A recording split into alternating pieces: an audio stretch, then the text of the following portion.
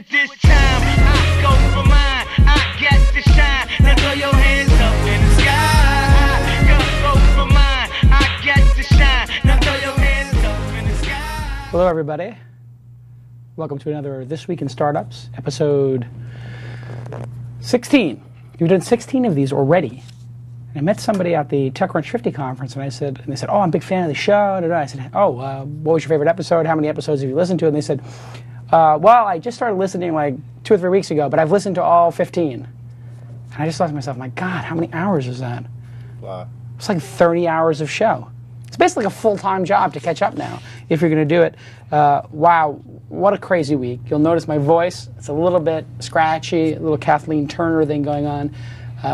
I lost my voice because it was TechCrunch 50 this week. It was insane.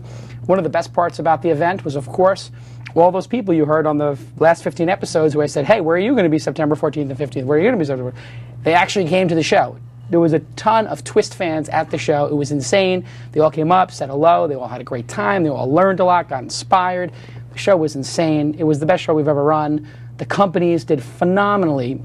And so I've got a great guest today. But I've also got some of the big winners from TechCrunch 50 on the phone via Skype.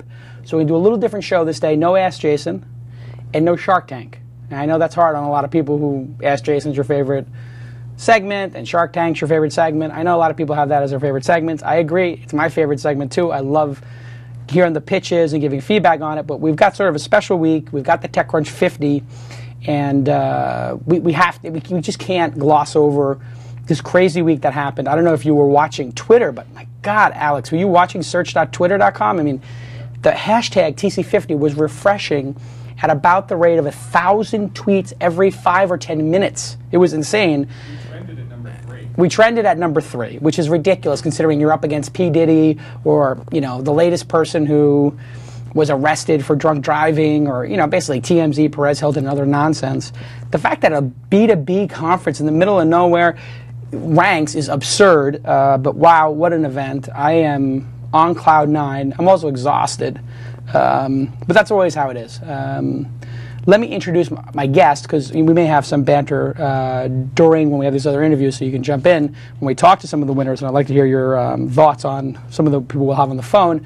But with me today, very excited, Brandon Kessler from ChallengePost. Welcome to the program. Hi, really psyched to be here. Yeah, it's great to be here. We met, I guess, I don't know, what, long ago? May. Yeah. May or June. That's when you were in New York. I was in New York launching Mahalo 2.0, which was an incredible success for us.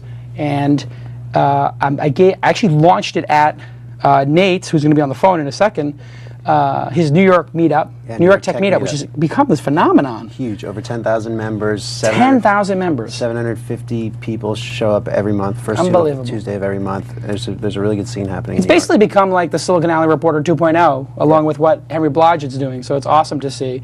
And if you want to sign up for the New York Tech meetup, just type in New York Tech meetup, and it's actually at meetup.com. Which is Scott Heiferman's company, who you probably know is one of my oldest friends from Silicon Alley 1.0, and actually leaked this week that Meetup.com is making $10 million a year. Did you see that on TechCrunch? No. I mean, I knew that because I've been talking to Scott about it, but I'm not going to say anything. He's been doing his company for 5 or 6 years, but they're making $9 or $10 million a year from that company on subscriptions, like almost $1 million a month, $800,000 a month. The board documents leaked their first profitable month, so congratulations to Scott Heiferman and the team at Meetup.com. We're going to have Scott on the show. Great site, but New York Tech Meetup, which is one of the meetups on there, huge. And I guess Andrew Richey, who's one of my oldest friends from Silicon Reporter, brought you over. There's 1,000 people trying to get me, and said, "You got to talk to this guy. He's got a great idea." He's a board member. He's a board member. Great guy. And I thought, the second you told me the idea, I said it to you. I said, "That's brilliant." Cannot wait to talk to you about this. Maybe later we'll talk about the whole financing saga of raising things around. You by far were the king. It was 10 seconds. It was immediate. I just knew it. I was like, okay, wait a second. It's eBay for X prize. You can do your own challenge. I was like, the world needs this. That's the easiest investment I've ever made, I think. It was like, the first thing I said to you, I think, was, can I invest in that? Pretty much. Yeah. Just 10 seconds. And I think I was a pretty easy process. I'm actually getting all the paperwork done. I was out of town when this paperwork was going on, but we got it done. I invested in your company. Not a lot of money, but $25,000 in full disclosure. Who cares? But it's a big endorsement, I think, to have you on the program, because me investing in your company, I've only done 2 angel investments in the last year. One was in GDGT, and we're going to have Peter Rojas on. And you, it's just a brilliant idea. So just before we have these guys on, just tell everybody in a nutshell what the idea is, and then we'll do his interviews. Thanks. Well, I'm flattered to be here, and I'm flattered that you invested. So we're a marketplace for challenges, kind of like the X Prize or the Netflix Prize. So people take a problem and release it to the public with a prize reserved for whoever solves it. And we're sort of a clearinghouse for these kinds of challenges. So individuals can post them, corporations, government agencies, nonprofits. So a challenge might be like, for people who don't know, Netflix did a challenge. They offered, $1 million or something? That's right. To whoever could come up with a better algorithm to suggest movies to people. And at 100,000 people volunteering their time working on this over a period of 3 years. 100,000 people. People quit their jobs. It's amazing for machine learning. So how many hours went into that? I mean, if it had to be 1 million hours went into it or something. Huge. Of 100,000 people participated for 10 hours each. Right. That's 1 million hours. So they basically paid a bunch of scientists $1 an hour to solve this huge problem for themselves. 10 articles in the New York Times, so the publicity for Netflix was literally 10. And it was a 3-year publicity run. Yes. So it's very much, and this whole challenge concept comes back from the old days, I guess, when they would do these challenges like whoever can fly around the world, fly across the Atlantic. It was basically for exploration. That's right. Napoleon had a couple challenges. One was to come up with a butter substitute. That's how margarine was invented. Another one was to make food preserve in time, to preserve food in times of war and long voyages. And somebody in France figured out if you suck all the air out of a wine bottle, you create a vacuum. And that's how the vacuum was invented. Wow. So some of the great innovations came from these challenges, and I guess they're fun for people and lucrative, and you get bragging rights. So it's like all the dynamics that motivate people: recognition, compensation, affiliation, all the good stuff. We'll get into it very deeply because I just love the idea and I want to hear about the companies. But we have to thank the sponsors for the show. You know who the sponsors are probably if you've listened to the show. Yeah. So who are the sponsors of the show? Ustream. Ustream. Everybody knows Ustream. Everybody loves Ustream. Ustream, by the way, also a sponsor of TechCrunch 50, kicked ass. 1 minute, 27 seconds, 15 in for that bleep. Is that a bleep on? That's not. I can say kicks ass. Got to say kicks butt. I can say kicks ass. Okay. Anyway, the Ustream guys. Did you watch the stream at all? No, I was there. So this is crazy. I walked through the audience. There were at least 50 people watching the live Ustream from their desks. From their desks, while they're in the audience, and I'm like, what? This is so meta. But it turns out they had such a high-resolution screen. The guys told me they cranked it up, which they don't normally do, which I'm kind of insulted that for this week in startups they don't crank it all the way up. But they basically cranked it all the way up. Probably cost them a little extra money, but it was like DVD quality. So my wife was telling me, because she's 7 months pregnant, she couldn't come to the event. She's like, I felt like I was there. It was so perfect. I have a full screen, beautiful, beautiful. And that's Ustream. These guys, they were on the program. Yeah. They just kick ass. I love those guys, military guys. Did you hear that program with them? I heard the whole show. Yeah. I mean, you got to love those guys as entrepreneurs. I learned a little bit from those guys. They were really good. Definitely. So Ustream's a great sponsor. Who else do you like as a sponsor? You know any of the other ones? There's the mail provider. DNA Mail, DNA Mail. Everybody loves DNA Mail. That's how you remember it, DNA Mail. Got it. And somebody walked up to me at the event and said, DNA Mail, DNA Mail, DNA Mail. And I said, yes, exactly. So what we're trying to do on the program is I'm actually trying to teach people how to sell. Because I think it's a lost art. People don't know how to sell. They don't know how to embrace the advertisers. Totally. You have to love your sponsors. You have to give them that love. You have to show it to them. That's business. Love your partners. You have to love them. That's a big part of, I think, being a good entrepreneur is selling, right? Totally. Every day. And so DNA Mail, they do a great job. Anybody who's running a startup company should not be screwing around with an IT department. ChallengePost, are you wasting the $25,000 I invested on an IT person and a server for mail? Well, not for mail, no. No, you're hosting that shit. There's a bleep. That's a real bleep. Anyway, you host that stuff. You outsource your IT. Yep, absolutely. You would never do that yourself in a startup. It's a waste of money. And even medium-sized companies and big companies are realizing, well, that's not our business. Our business is not to be an IT company.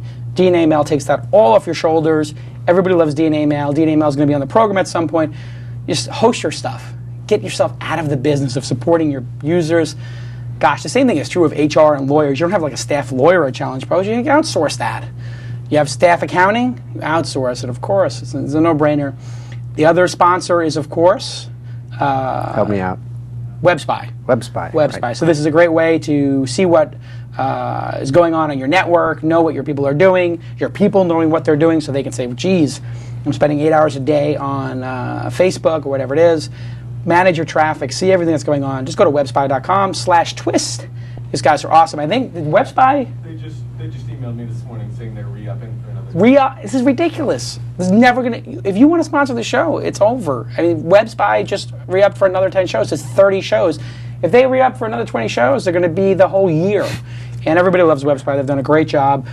Just go check it out. It's very simple. You know what's going on your network, with your users, with your customers. You got to do all this analysis and understand what's going on. Great company. And of course, audible.com. Everybody loves Audible. Go to audiblepodcast.com, right? It's singular. audiblepodcast.com/twist. You get like the half book deal, and we'll talk about that during the homework segment a little bit later. But anyway, thanks to the sponsors. And everybody should thank the sponsors right now. And if somebody does, 2 people who thank the sponsors. This is another great thing. Somebody said, like, hey, can we make shirts for This Week in Startups? Nice. And I'm like, I don't have time for that. You know, I got a lot of stuff I got to do. I got a kid on the way. I was in hypnobirthing last night. It's a whole nother story. I mean, basically, I have to hypnotize my wife to have the baby. Wow. It was this whole technique for pain relief, so you don't have to take the drugs. And they basically last night hypnotized me. Wow. Which is like... So we need to give away tickets to Digital Family Summit on Wednesday. Oh, we're going to give away tickets to Digital Family Summit on Wednesday? Am I doing the show from there? Yeah. So I'm doing the show from the Digital Family Reunion here in Los Angeles next Wednesday. It's at 7 p.m. in Santa Monica. It costs money to go to this, right? $50. So instead of you paying $50, if you thank the sponsors, and you're in Los Angeles, just put Digital Family Summit somewhere in there. Search for Twist and Digital Family Summit. We'll give away how many tickets? 5. 5 tickets will be given away. So that's like $250 in value. But these T-shirts, I got to show you. This is a great one. Look at that. This Week in Startups, #Twist. So the hashtag is the focus of this, which I love. That's very creative. And I actually wore this shirt, not this specific one, but I wore this type of shirt at the event. And it's Twist, because you twist the top of a bottle cap off, which I didn't get at first. And it says premium, quality, always satisfying, which is very cute. And it's got the thing. And then on the back, my favorite part, this is my saying. This would probably be the name of my book, if I ever write a book, which I don't have the time to do, but I have a couple book offers. I don't doubt it. If I wrote a book, you read it, right? Absolutely. You probably buy it and not read it. You probably buy the Audible book and listen to that. I would absolutely read it. Okay. Well, I'm going to write a book at some point. If somebody wants to ghostwrite it. No, I'll write it at some point. Anyway, this will be the title of the book, I think. Starting is easy, finishing is hard. This is always, I had a sign on my wall at Silicon Valley Reporter that I just printed out. Starting is easy, finishing is hard, just so I can remind myself, like, holy crap, this is so hard. I feel like I'm going to die. And I just can remember, like, and everybody comes to your office and they want to start something. And nobody wants to finish anything. It's so frustrating as an entrepreneur to have people come in and be like, let's do this, let's do that, let's do a conference, let's do a podcast. They don't realize doing the podcast is a lot of work. A lot of work. Anyway, I just love that. Starting easy. And so my wife took, after we sold Weblogs Inc., she took the dirty piece of paper I had on the wall with a coffee stain, printed it out again, nice and clean, and framed it and put it on my wall. Beautiful. When I came back. Didn't even tell me. I mean, that's a good. Amazing. So anyway, somebody's going to get this shirt for thanking the sponsors. I'll give this one away. But anyway, so Fan made these, he hands me 20 shirts. Who did it? It was Robert, right? Yeah. Superfan Robert. And then this one with the logo, with the arrow up, This Week in Startups, which is very nice as well. And of course, the same thing on the back. Starting is easy, finishing is hard. The fan participation in the show is just amazing. Did you know somebody did This Week in Startup transcripts? I heard contest, right? No. That was the contest of who wrote the best review. There's 25 people who did that, and they get an iPod basically. But somebody did This Week in Startups. There's This Week in Startups recap. Okay, that's one thing. That's Simco does that, right? Yeah, it's now startuprecap.com. Oh, is it Startup Recap? So Simco, I don't even know his first name. Is Scott? Yeah.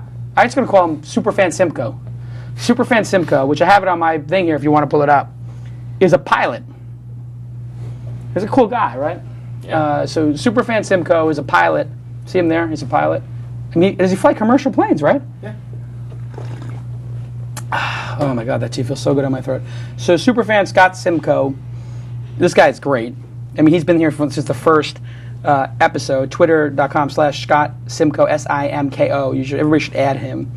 And anyway, he writes a recap, an incredible recap, and it's startuprecap.com. is the name of his site now, which makes it a little bit easier. But then some other maniac, I mean, these people are insane. What?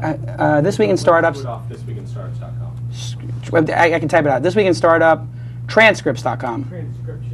Transcriptions. Oh, God almighty. How many transcriptions?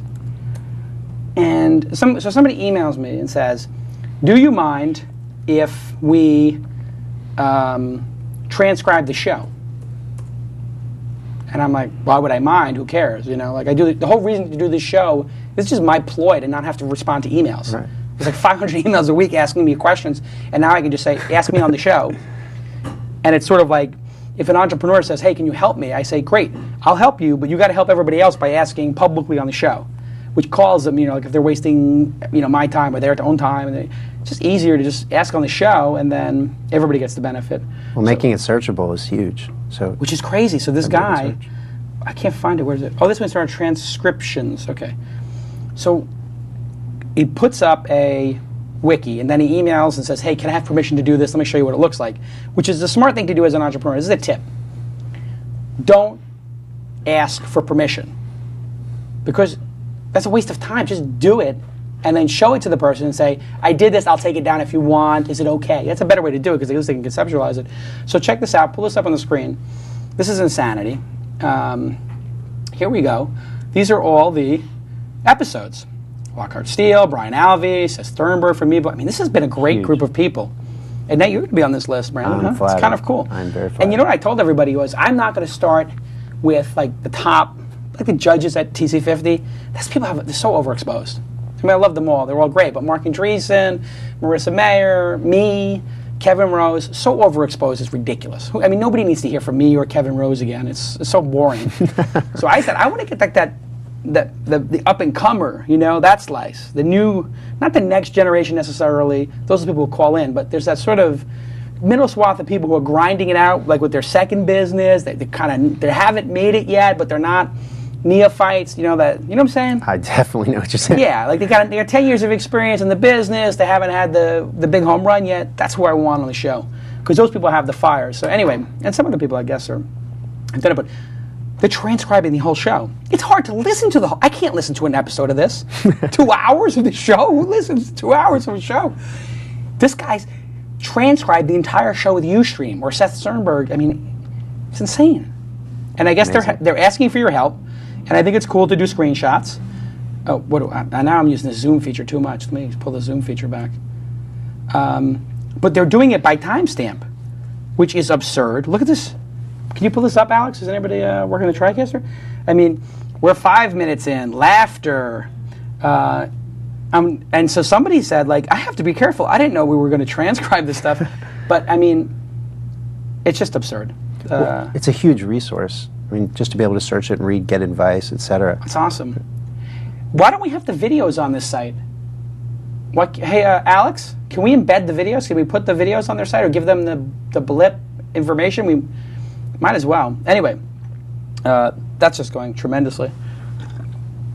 So thank you to those folks who are participating. I love the participation in the show. That's like always awesome. And we'll give one of these to each of the people who thank the sponsors. Everybody should thank the sponsors. Hey, Alex, do we have a caller? We do. First up is Ethan from Red Beacon. So here we go. A special announcement. Where's the special announcement music? We should have that. The bump da da da da da. I'm gonna let you finish, Alex. From Tyler, inside from Tyler. No, is Tyler sick? Tyler's sick. You can't do inside from Tyler when he's sick.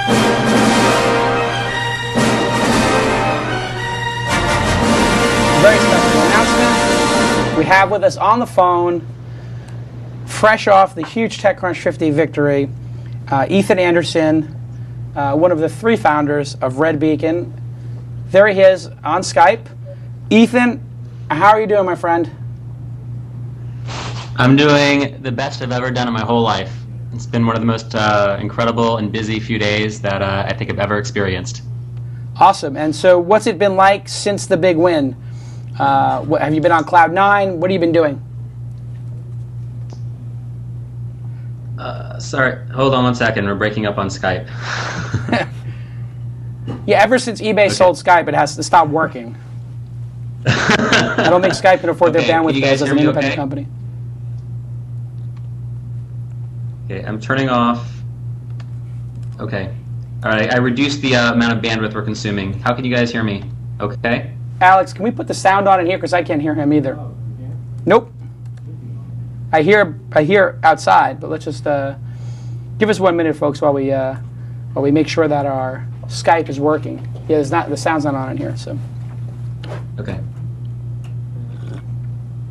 Okay, testing 1 2, testing 1 2. I Ethan, can hear you guys fine. Can you hear me? Oh, now we hear you perfectly. So tell us, what have the 48 hours after the big TechCrunch 50 win been like? Yeah, so it's just been a rush for all three of us. After celebrating with you and the rest of the team at A5A Steakhouse on Tuesday night, we just got to work launching our product, kind of executing on our sales and marketing plan as we wanted to, and handling just really a flood of well-wishers, media, investors, and partnership offers. We even had a few people just stop by our office saying they're willing to work for free because they just love the idea of Red Beacon and they want to be a part of it from the ground up. So for those people who didn't get to tune in to the live stream of the show, give the elevator pitch of what Red Beacon is. Sure.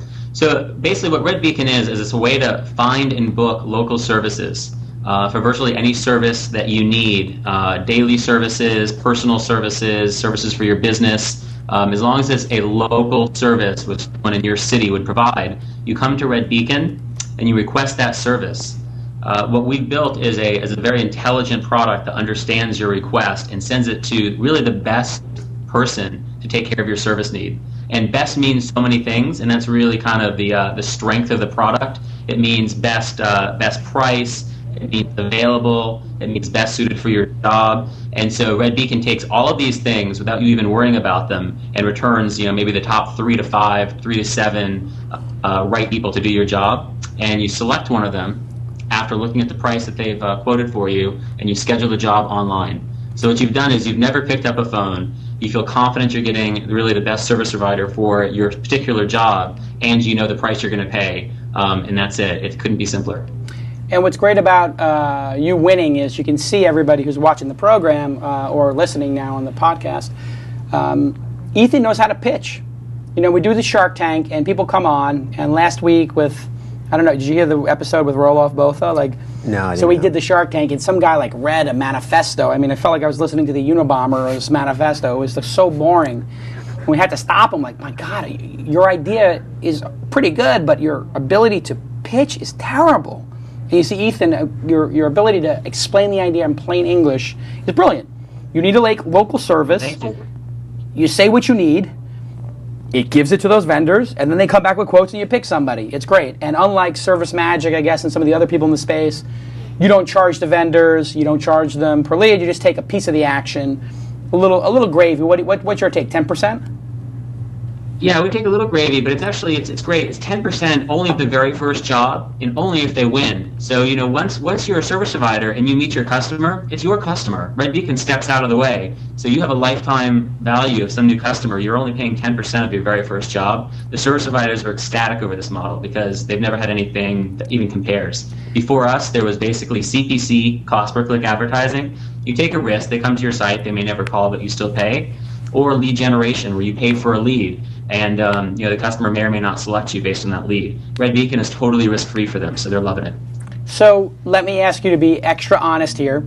You guys did very well. Sure. You knew that we liked the product from the beginning. Obviously, you got accepted to be in the 50. We did the rehearsals. Mike and I both told you we loved the product. We think it was brilliant. We worked on the pitch a little bit because the pitch was a little dry, frankly. Then again, the product's a little dry in a way. I mean, it's exciting in one way, but it's sort of utilitarian in another. When you talked to the team, and be honest here, before the event, what did you think your chances were of winning? And after you saw some of the great competition like Threadsy, AnyClip, CitySource, I mean, some pretty sexy stuff, certainly sexier in a way than Red Beacon, maybe not as big of a business, but sexier. What did you think your chances of winning were before? And what did you think your chances of winning, when we got to that final announcement? Well, we knew that we had a strong product. We were excited about it. But you never really know in the face of 50 fantastic companies how you'll be received and what people will think of you, especially when there's so much competition to break out from, right? Because how do you really stand apart? So I think that my friends, my mom, I said, it's amazing we're accepted into TechCrunch 50. I wouldn't expect us to win. Otherwise, I'd have told them to come and bought them tickets to come to the show. Right. And he said, it's not even worth the money, guys, because the odds of us winning are very low. Now, I will say, by the time we got onto stage, there were 5 companies left. My heart was beating fast, but, my co-founder, Yaron, said, I was totally relaxed because I thought there was no chance we would win. Then it was down to 2, and I was thinking, our chances of winning just went up. Now it's probably maybe like 0.5% chance because only 2 of us left. Well, you saw Threadsy and you saw AnyClip. What did you think of those 2 products? Because those were, and CitySource, those 3 were really big favorites. What did you think of those 3? They're obviously like cream of the crop, really, really innovative and incredibly executed products, especially for, what's the beta release, just like us. We're all just launching our betas at TechCrunch 50.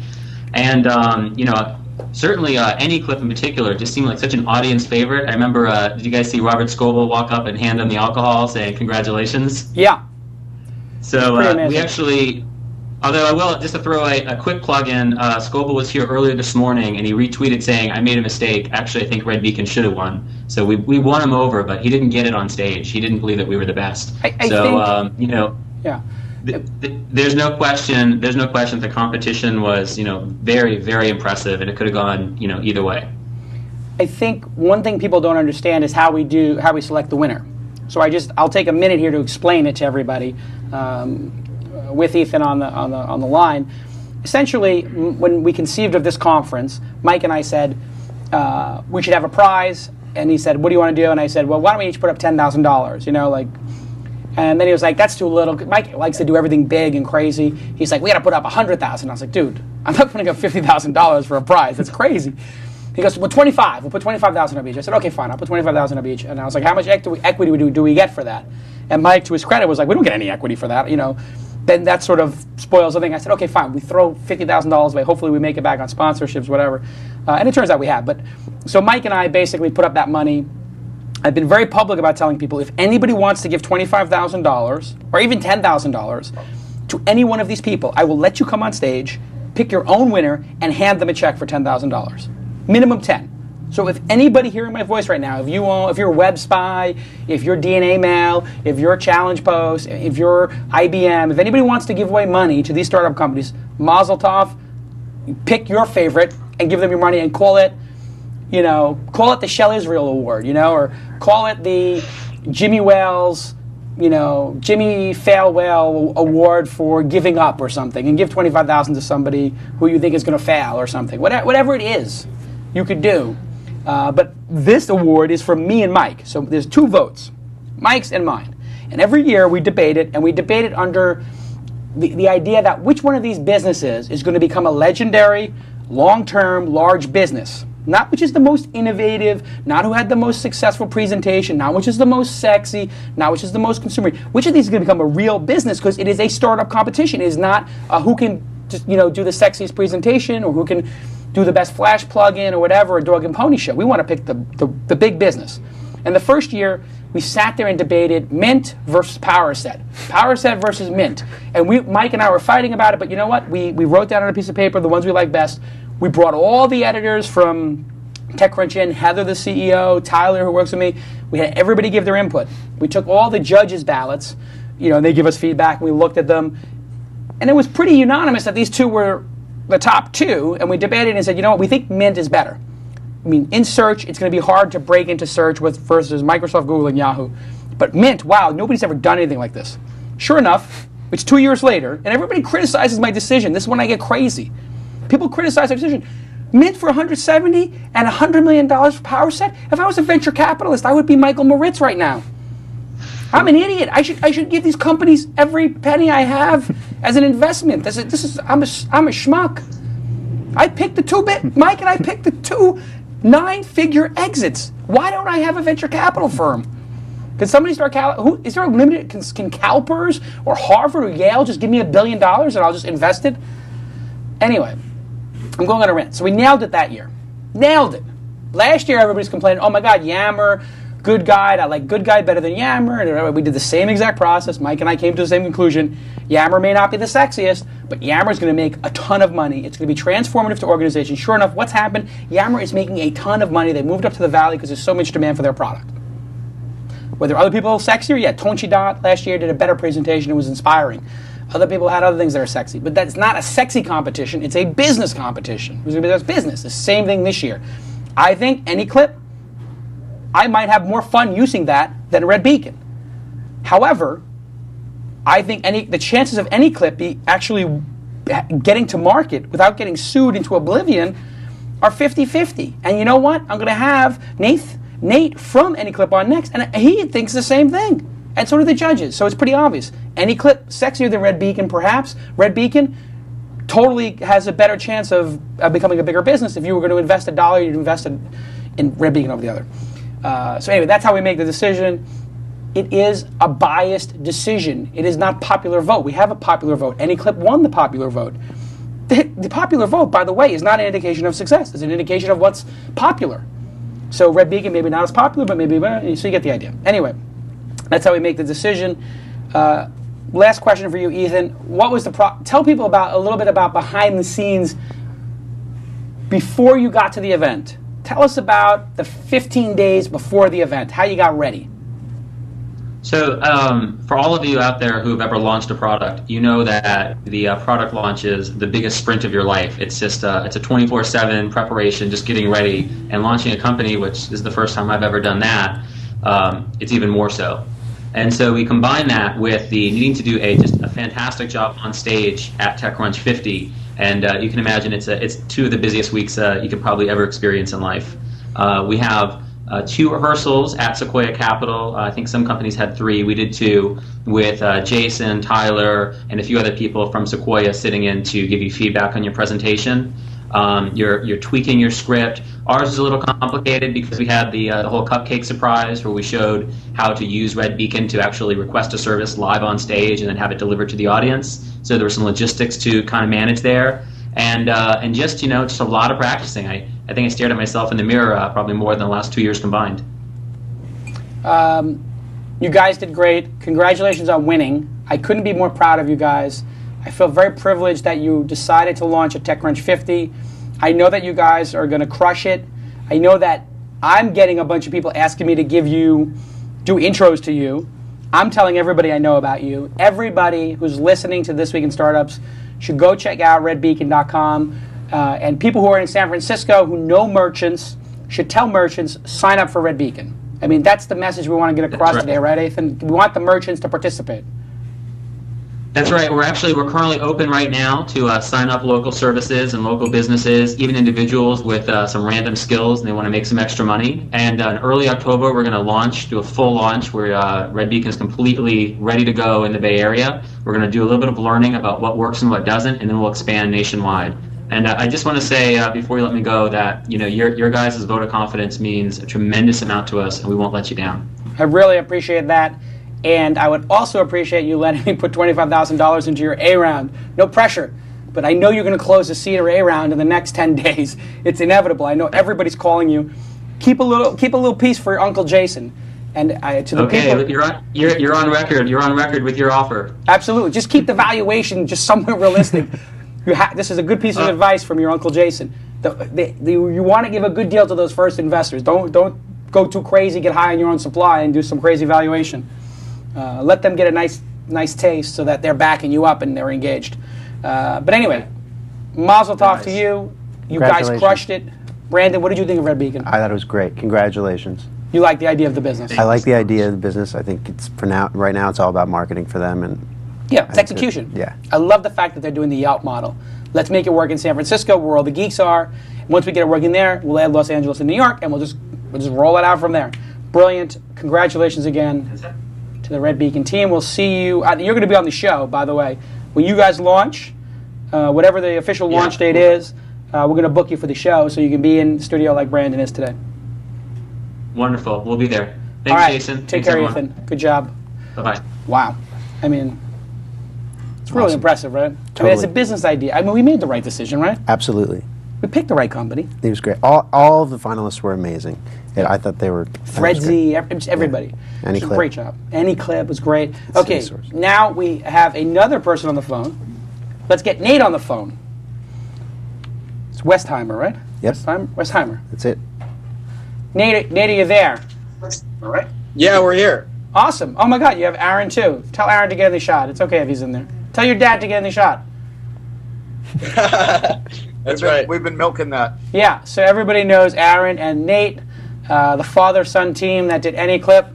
It's a fantastic story. Nate is in his sophomore year at Stuyvesant High School. And That's right. Aaron, his dad raised him as a single dad.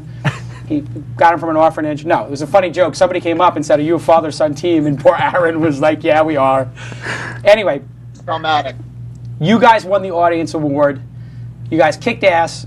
I love the product.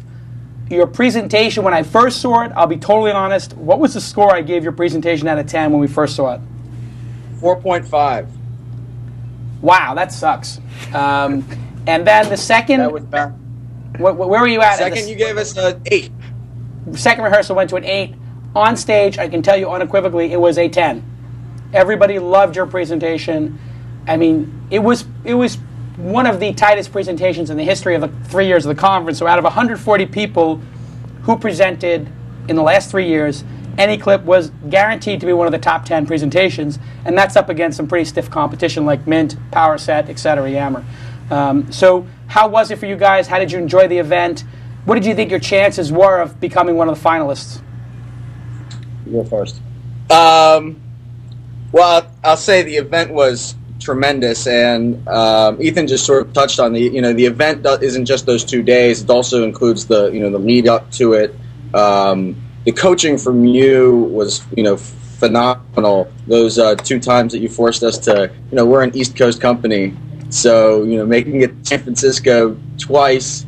The 2 weeks leading up, it's a lot of work, but it was totally worth it.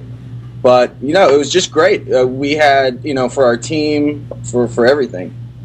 Yeah, I mean, Jason, I've known you forever, I feel like, and I was so impressed. I would leave those sessions from rehearsal saying, the advice is so precise. I mean, I'm sure you'll remember after the first session I said, basically, there's nothing I disagree with, and I've been known to disagree with some people. So I think that was great. As far as our chances to win, I said to Nate, when he came to me first and said we should apply for TechCrunch 50, my sense was that our content was very special.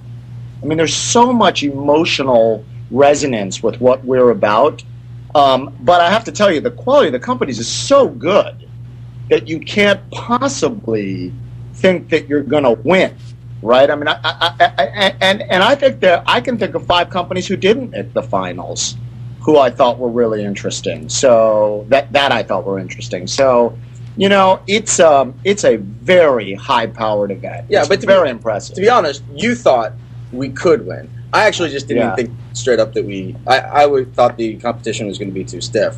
I also didn't want to.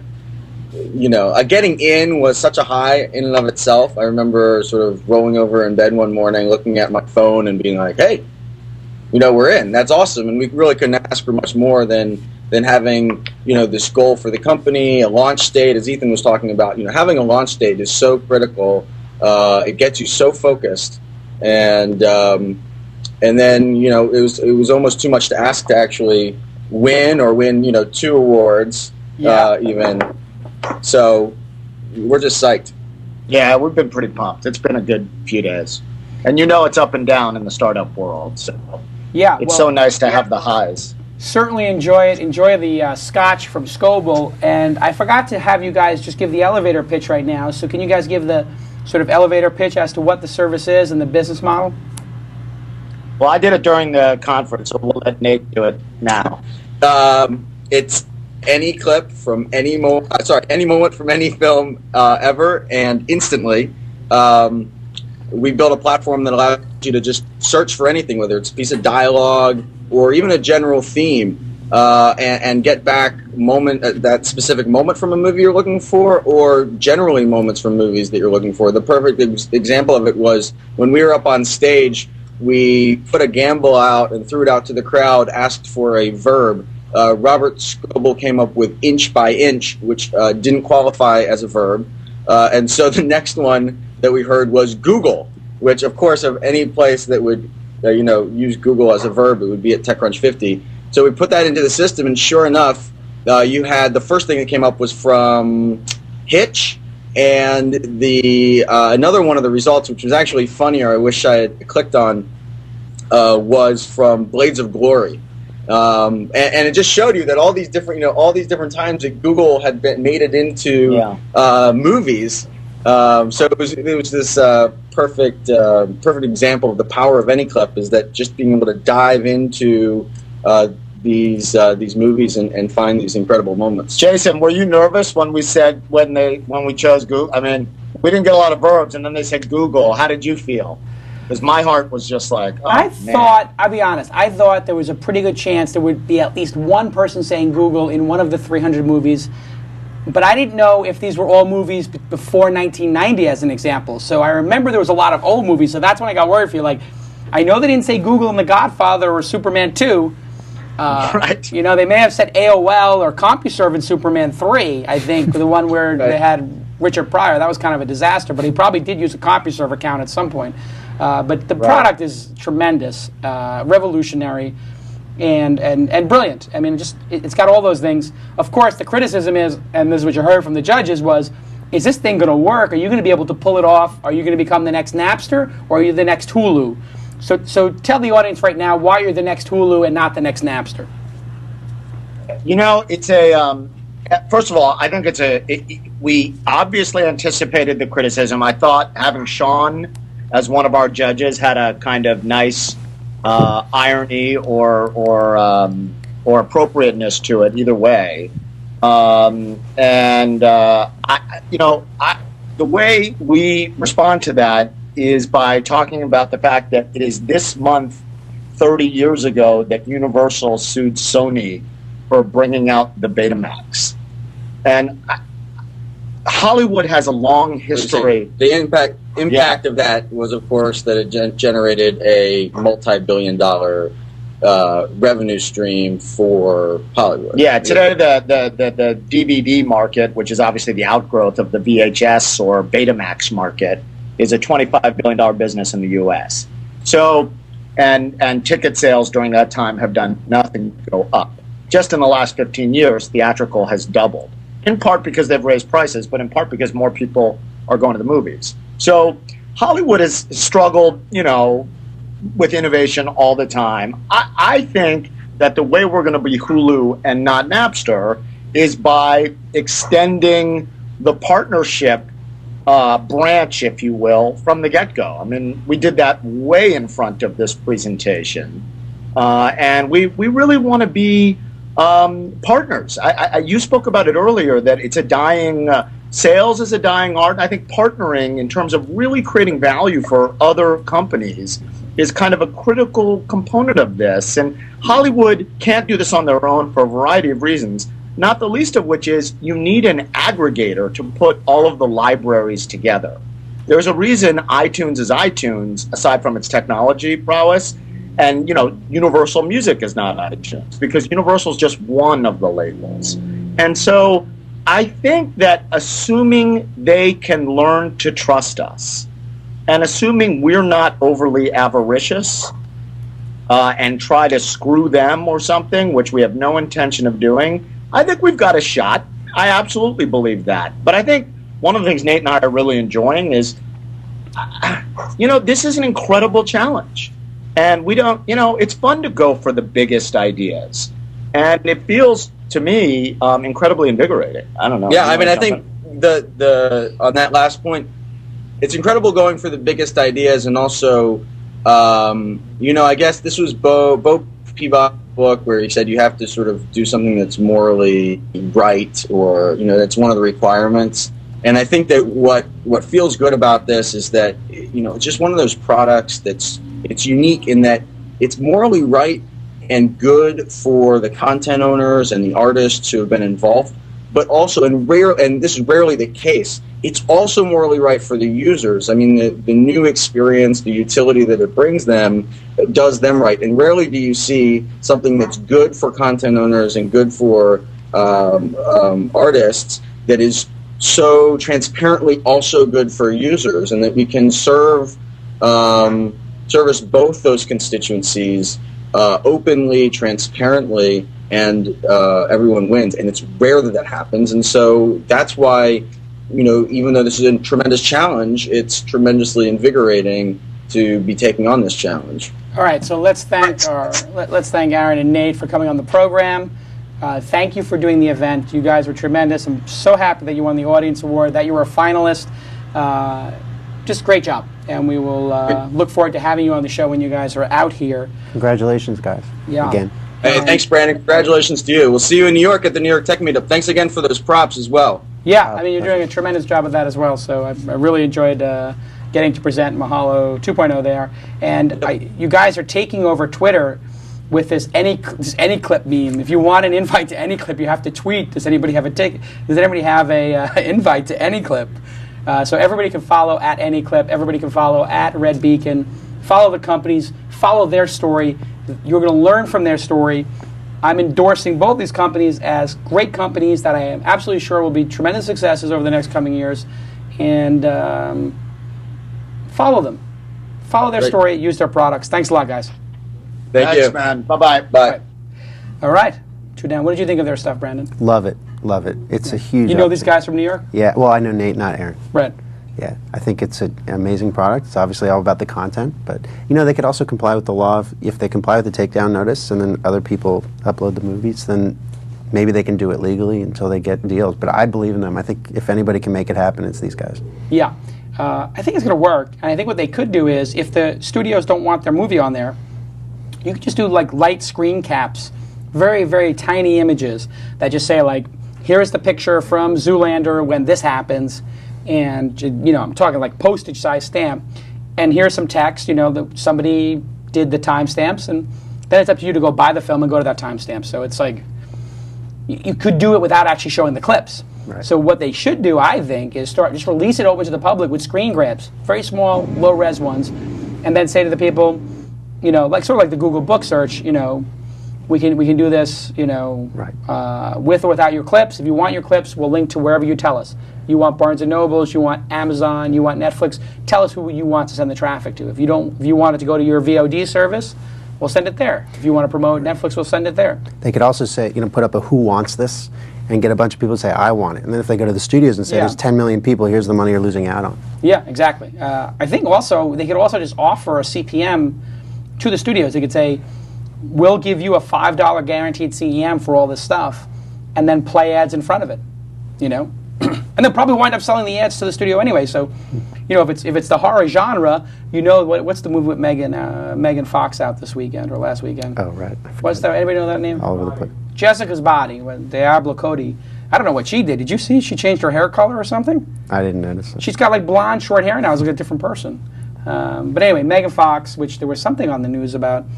The cast members from Transformers wrote this like open letter to Megan Fox, like, you're a disaster, everybody hates you, please die. It was pretty crazy because she said something critical about the people she works with.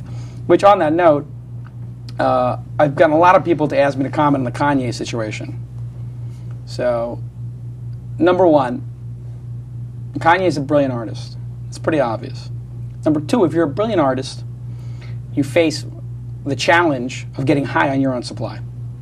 And that's what's happened here. And that's what we always say on This Week in Startups. Never get high on your own supply. Stay humble. Work on your product. Everything will work out fine. But once you start believing your press, or you believe because you won TechCrunch 50 that it's all done. I mean, winning TechCrunch 50 is meaningless if you don't execute. Right? I mean, Red Beacon doesn't get their merchants in there. They don't. If the system doesn't work, it crashes.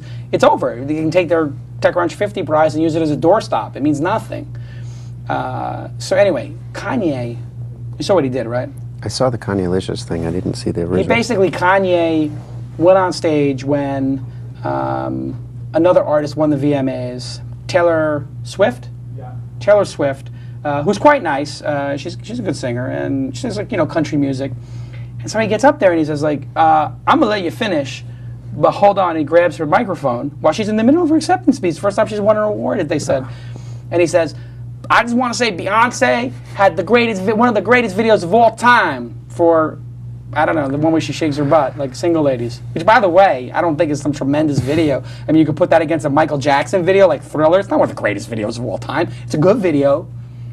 But it's not Pink Floyd The Wall. It's not, I don't know, Dire Straits or, Aha video where the cartoon comes to life. And there's better videos than that. But totally rude and insane.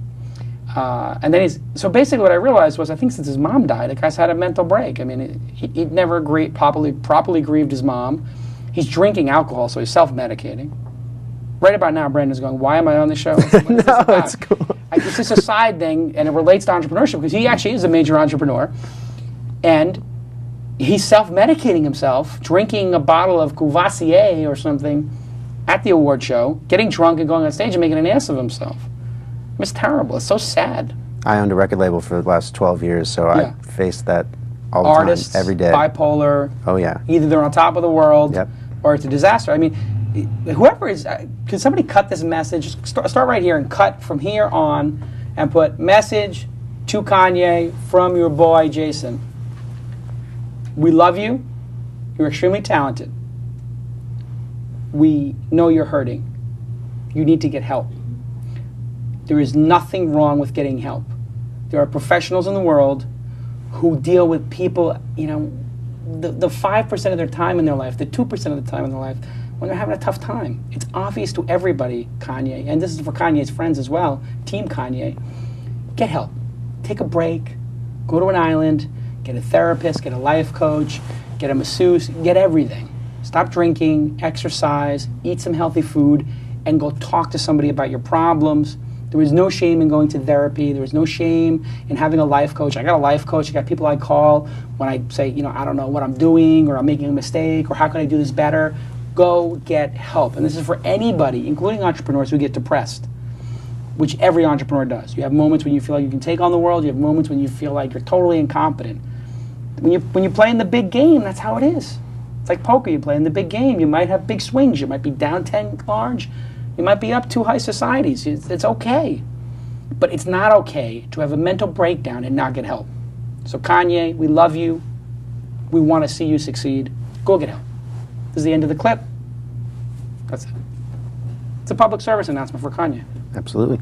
He needs it. And somebody please cut that from the show on YouTube. I'll link to it. Then you can make all the money off YouTube when I give you permission to own that clip and put it on. You can't own it, but you can make all the money off YouTube when we tweet it to Kanye. So what did you think of the event overall? Great. It was a whirlwind. I haven't slept for the last week. Really? Yeah. Why, you're out partying? I was networking. Meetings. Did you go to A5A after the event? I did, yeah. You did? Yeah. Did I talk to you that night? Because I don't remember anything. We talked. We right? did. We ran into each other. Yeah. So this is another great story. One of the previous TechCrunch 50 companies, Steve. Yeah, Go Planet? Steve from Go Planet owns a steak restaurant where they have Wagyu beef, which is like the Kobe beef. Yeah. Incredible. Did you have any when you were there? No. So everybody came. It was like TechCrunch, internet industry VIP central. I mean, Jason Rapp was there, Tony from Zappos, Garrett from StumbleUpon. I mean, it's just like amazing. It was like internet royalty. And Chameleonaire, who's like the new internet royalty. And they basically shut the place down for TechCrunch 50. Incredible Wagyu beef. I don't know if you've had this before, but they do like the American Wagyu, and then they do the Australian Wagyu, and then the Japanese. It's a religious experience. If anybody is in San Francisco, I am telling you my favorite restaurant in San Francisco. This is a special announcement. Alex, I'm going to make a special announcement. I thought you were talking about the club that I saw. Special announcement. My favorite restaurant in all of San Francisco. New favorite restaurant is A5A or 5A5. 5A5. 5A5 Steak Lounge. This place is insane. If you go there, tell them Uncle Jason sent you. Talk to Steve. Tell them you're a fan of This Week in Startups. Tell them you're a fan of TechCrunch 50, TechCrunch. He'll take very good care of you. I bet you he'll send you some free appetizers and probably dessert. He's a really sweet guy. Food is exceptional. Go there, try it out. I suggest the Wagyu beef if you can make it happen. If not, get a New York strip, you'll be fine. But a great place. And then we went for dim sum afterwards at Yank Sing. Yanksing. Everybody knows I love dim sum. You eat dim sum in New York? Yeah. Where do you go? Somewhere in Chinatown. Somewhere in Chinatown. Yeah. Golden Unicorn. Great place. I've been there several times. Love that place. 3rd floor. Yep. Amazing. Totally buttery. Next time I'm in New York, I'm going to be in New York in October. We'll have like a little dim sum thing. We got a couple CEOs together. Perfect. To help organize. Right. Perfect. But anyway, really great party. Everybody had a great time. Let's talk a little bit about ChallengePost. Amazing company. What's your background? How did you start this? Like, were you somehow involved in challenges, or did you just like sort of the X Prize and Netflix thing and have this aha moment? I've been in the music industry. So my freshman year of college in New York, I saw the Dave Matthews Band before they were signed, and they hired me to do all the radio promotion. I said, I want to help you out. They're like, great. So I did that, built that up. Wait, hold on a second. So you saw the Dave Matthews Band in concert with... There were like 20 people there, yeah. There was nobody there. It was 20 people. Oh, I was going Yes. to say, there was 20,000 people, and somehow... You happened to see them playing at some dive bar. I love music. I knew I wanted to have a record label since I was really young.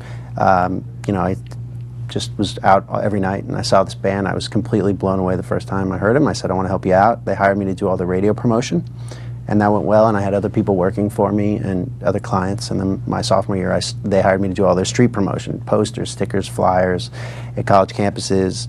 So you learned how to sell, like the hustle marketing. Like legit street-level marketing. Yeah, so I had exclusive deals. That's how I met Andrew Roche, who is the one we were talking about earlier. So he owned Irving Plaza, a big, big venue. Right, so he hired me to do all of his exclusive promotions and built that up. And then my senior year, I started Messenger Records, which is the record label that I ran for 12 years. Wow.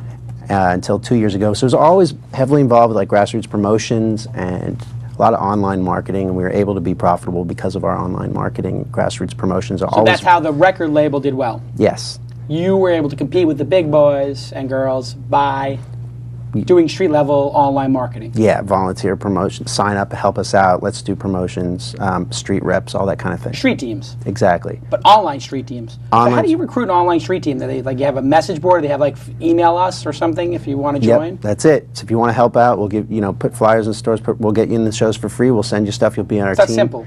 Actually, that's how I met. Not to drop names, but it matters. That's how I met Steve Wozniak, who's also on our board. He signed up on my mailing list because he liked the artist.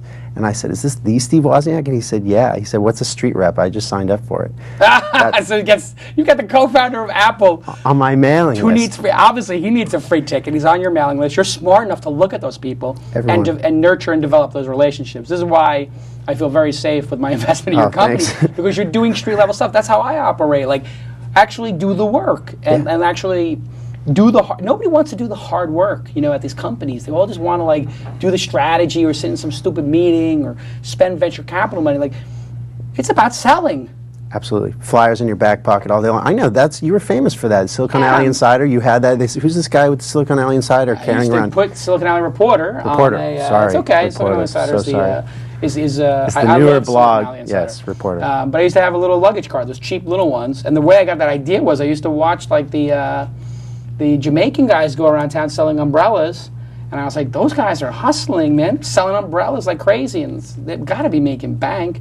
And they would have these like little shopping carts and they would pull out their stuff. So I was like, I'll just put my magazines in the back of that.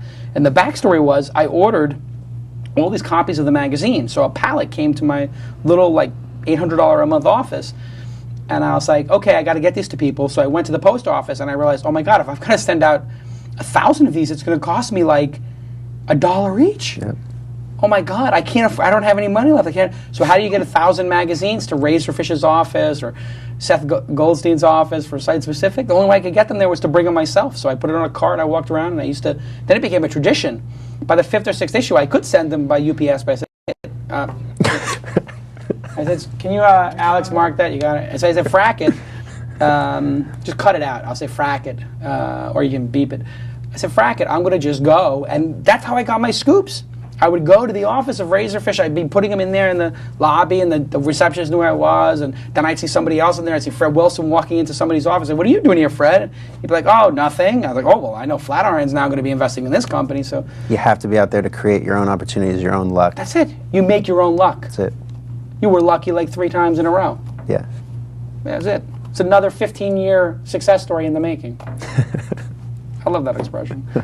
So you're doing a record label. Right. How'd that go? Did you make a lot of money? You got bored? I mean, you got a Wikipedia page on this thing. It's obviously a pretty significant thing. Well, it was, some years were really, really well. Others were tough. We were profitable the majority of our years and put out some amazing music from great artists, but I always had really big, much bigger ambitions. Overall, the industry just contracted. There's nothing anybody can do about that, no matter what. It's just all media. Is there a solution to the music problem, or No. what happens now? No, well, music is out there more than ever, so Right. that's not an issue. But making money off record sales there's no solution. You just have to accept that the industry's contracting. You're gonna have smaller sales forces, take advantage of the internet, reduce costs on that distribution. You know, maybe if you know a $5 all-you-can-eat subscription plan on your phone bill or your cable bill, if you could do that and make it easy enough for people, then you could make more money. But Right. It's So like pretty much Craigslist, contracting. the entire classified space will be worth less money. Yeah. More usage, but less footprint in terms of, so bigger footprint in terms of usage, smaller footprint in terms of revenue. Right. It's so you make money on touring, you make money on So it's branding. revenue destruction. Yes, no question. And I had this idea I mentioned on the show. Why don't they have like a subscription, like where I can start a relationship with a band? Like, I haven't been buying Bob Dylan stuff as often as I would because it's too much work. I'm older now, I'm busy. I would like to sign up for BobDylan.com for $1 a day. Right. Get an email every day with a little Bob Dylan thing, and then maybe once a week. So maybe every day, like, a couple days are pictures, a couple days are video clips from the archives, and once a week I get an attachment with an MP3 file. So I get 52 emails a year with an MP3. I don't care if it's an outtake, I don't care if it's him stoned, harassing a press person. I just want an MP3 that I can listen to when I'm at the poker table, put it into my playlist. I'd pay $350 a year for that. I think there's a lot of Bob Dylan fans who would, but let's just put it at $100 or put it at $50 a year. There's got to be 100,000 people who pay $50 a year. That's $5 million. You know how much it costs to produce this thing? It costs $100,000, $200,000 to produce it. It's a 90% profit margin. Why is nobody doing something like that? There are a couple people experimenting. So certain bands have their own kind of fan clubs where they do stuff. And there's this company Topspin out of L.A. I have heard of that. They do that kind of thing. I know the guy from. Who's the guy who's running Topspin? Ian. Ian. Yeah, nice guy. I've actually never met him, but he's a admire real the nice guy. Yeah. They're working on that. But that's actually how we were able to make money. Is just price discrimination, selling things to your hardcore fans, just doing it online, that kind of thing. And people aren't doing that enough. I mean, they don't make a product you can actually open, with the CD. So how are they really going to know how to really take advantage of marketing? So that's a good line, actually. Right. You can't even open the goddamn CD. These guys are so disconnected from their product that they don't even realize that you have to get like a steak knife or a razor blade out and risk stitches to just listen to the goddamn music. I mean, what is the point of wrapping it in plastic like that? Can you imagine if With buying a milk carton that you had to get out a knife It's for? ridiculous. It's like these people who put the headphones inside of a Mensa device on how to open this thing. You need a hatchet. I feel like I need a chainsaw to get my little tiny headset that's this big. It's ridiculous. Anyway, so how do you have the idea for ChallengePost? Right. So I also was losing the passion for it, and just really had this idea of a problem-solving exchange. I knew that problem-solving could become more efficient online. Yep. Didn't know how it would work. Didn't know how I would monetize it. Decided I wanted some input in general. Did business school on the weekends in New York. Oh, really? Which school? Columbia. Columbia. Wow. Yeah. So I was sort of winding down Messenger while I was incubating this concept, and I was procrastinating one time, and I saw this challenge. Actually, this guy, Colin Niederkorn, he's like 23-year-old guy in Texas, put a challenge on his website. He said if anybody could create a software program that allows Windows to run on the Mac, this is before Boot Camp or Parallels had come out, he'd give him $100, and anybody could PayPal him money to add to the jackpot. And within 3 weeks, it was all over the press. It was in the New York Times. $14,000 collectively contributed by hundreds of individuals and corporations, all of whom got their name or their logo up on the site. Teams working throughout the night. It's like that X Prize or Netflix Prize, same kind of thing. And it was solved in 3 weeks, and tons of press. And as a marketer, I was just blown away by the power of these challenges to identify a new problem that hadn't yet been identified, and to increase the efficiency by which it was solved, and to get press attention and status and recognition for everybody involved. I said, we need a marketplace for this. We need like an eBay for this kind of thing. Why don't they do one in New York for how to get taxi drivers to drive safer? That's a really good one. I want to talk later about a New York one because we're a candidate to run a big. Oh really? Yeah, big challenge tell me for about New it York now. What City. is that? Well, we're candidates, so I can't actually say that I can't actually say that we've been chosen. But but you're in discussions. We're in You're very pitching. serious discussions. Serious is great. Very serious discussions, and we'd be very honored to run this challenge for them. So Mayor Bloomberg, who is a brilliant mayor, and his whole thing is all about transparency, accountability, and accessibility of government. Right. Is taking up President Obama's call to do this. Yeah. Putting out a challenge, taking city data, raw data, could Right. be, they haven't announced it, could be crime, could be traffic, could be all kinds of stuff. Right. Release it to the public and encourage software developers to make apps on this data. Brilliant, right? So it's all about transparency of government. It's saying, you guys take this data and make New York City a better place. They should do it with crime with an iPhone application. Just be like, here's crime, and when you take out your phone, it tells you a geographic location because it knows that. Absolutely. I think I just won the challenge. It's like a city source of the crime blotter. Like, I Nice. take out my phone and I see crime going on around me, Yep. and if I know like this, I should not be in this area, Absolutely. or I should be on alert. That's a great one. So it's a $20,000 in prizes, In prize. plus lunch with the mayor to the winner, and Genius. Why doesn't he go with 10 winners? well, Yeah, he may- one lunch. it hasn't. I can't speak to whether Yeah, there's yeah, or yeah. not. I wouldn't be This surprised. is a brilliant idea. But the cool thing about what we do is it's not just about taking a challenge, releasing it to the public, and then a bunch of software developers do it. The purpose of that is not just to get 100, 250 software developers to do apps. It's to promote government transparency. And what about the millions of New Yorkers or Americans in general who care about government transparency? So we allow citizens So this is to better engage. than, I mean, if they want to promote transparency, they might be buying TV commercials or doing billboards. They put out $20,000 in prizes, it might get them much more publicity than hiring a PR firm for $20,000 a month. Right, but there's more. There's more. So But on wait, there's more. on our site, in general, for most of our challenges, there's a button that says "I support this" or "Me too." You know, so Right. 50 people support this. You too. When you do that, it's not just saying having your picture appear. You Right. become part of the prize. So let's say 100,000 New Yorkers click "I support this." When they award the $20,000, the winner gets 20 grand, lunch with the mayor, and public credit for helping 100,000 New Yorkers who care about public transparency. You go to their site, you see 100,000 people listed there. They can write thank you notes. So imagine you win, you find out you win, and your email box is flooded with 100,000 thank you notes saying thanks for helping New York City. So because these are about the greater And initiative. that's what drives people. I mean, they want recognition. It's like Maslow, right? I don't know if you're a psychology major, but I was. But like Maslow, you know, with the hierarchy of needs, after you get your food and your sex and your roof over your head, you know, you're interested in the higher level stuff like self-actualization and recognition, affiliation. You want to be around like-minded people. You want to be recognized for your contribution. You want to have some dexterity at some type of thing that you do. Altruism and the competitive spirit. And well, the altruism is way high. I mean, if you look at somebody like Michael Jordan, he had a very low level of motivation. It was competitive. I mean, he was purely competitive. But then at some point it became a little bit of a higher level, you know, later on in life, which was, I just love playing the game. It didn't matter if you won or not. Right. I think that's what you tap into. Definitely. So when we go live with that, and we have other ones, or sorry, if we're lucky enough to be chosen for this and we go live with that, we'd love everybody to come check it out and click I support this, even if you're not a software developer. Right. If you are, it'd be great to apply. Well, we have other ones too. Pull up my laptop here for a second. Let's do a little site tour here. All right, cool. And so here I am on the site. I have here find challenges, solve, and post challenges. Yeah, you can scroll down. See, now there's a challenge for Mozilla Firefox. We just did this last week. If you click on there. Weave Web UI. Yes. So. Design contest. Right. So. Let me see here. 15 people support it. Right. And it says, once again, we teamed up with wonderful folks at IXDA, which is that design firm, I think, a network dedicated to professional practice of interaction design. Blah, blah, blah, blah, blah, blah, blah. And the first time with ChallengePost. For this design, here we go. Visualize your browser data. How can we provide intuitive and useful visual representations of your browser data, such as bookmarks, history, tabs, store credentials, etc., on a web page. Right. So this is, I guess, if they're going to store all this stuff on the web, they want to show it to you in like a profile. Right, and so anywhere you go, you want to be able to access what you've done. That's your data, and they're saying, how can we visualize this?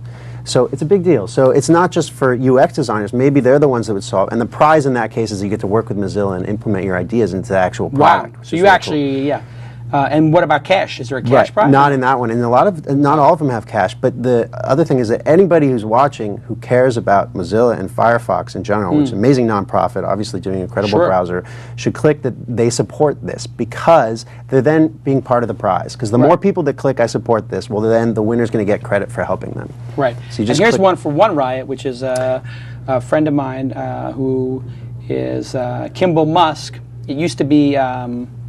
What was the original name of One Riot? I don't know. Medium. Huh. They used to surf the web together. Now they're doing real-time search. They've iterated. They've raised a ton of money. And basically their challenge here is organization or individual who can deliver the most compelling data visualization of the real-time web using One Riot's API. Right. So this is brilliant. It's an API developer challenge, right? Yeah, they want to get marketing for their API. So they could go hire a PR firm, they could go hire some social media ninja for $3,000 or $4,000 a month to go do this. Or they put this up here, and look, I'm giving it press right now. And there's a Twitter button here, so I guess I can one-click put it on Twitter, right?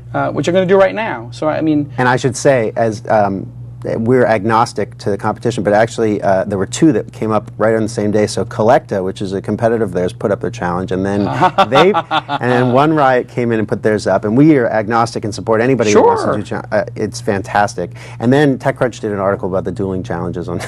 So I mean, this thing can spiral, right? Well, the important thing is that if you have an API and you want to get it out there, run a challenge. So let's. I'll ask anybody on Twitter if they have a question. Use the hashtag #twist.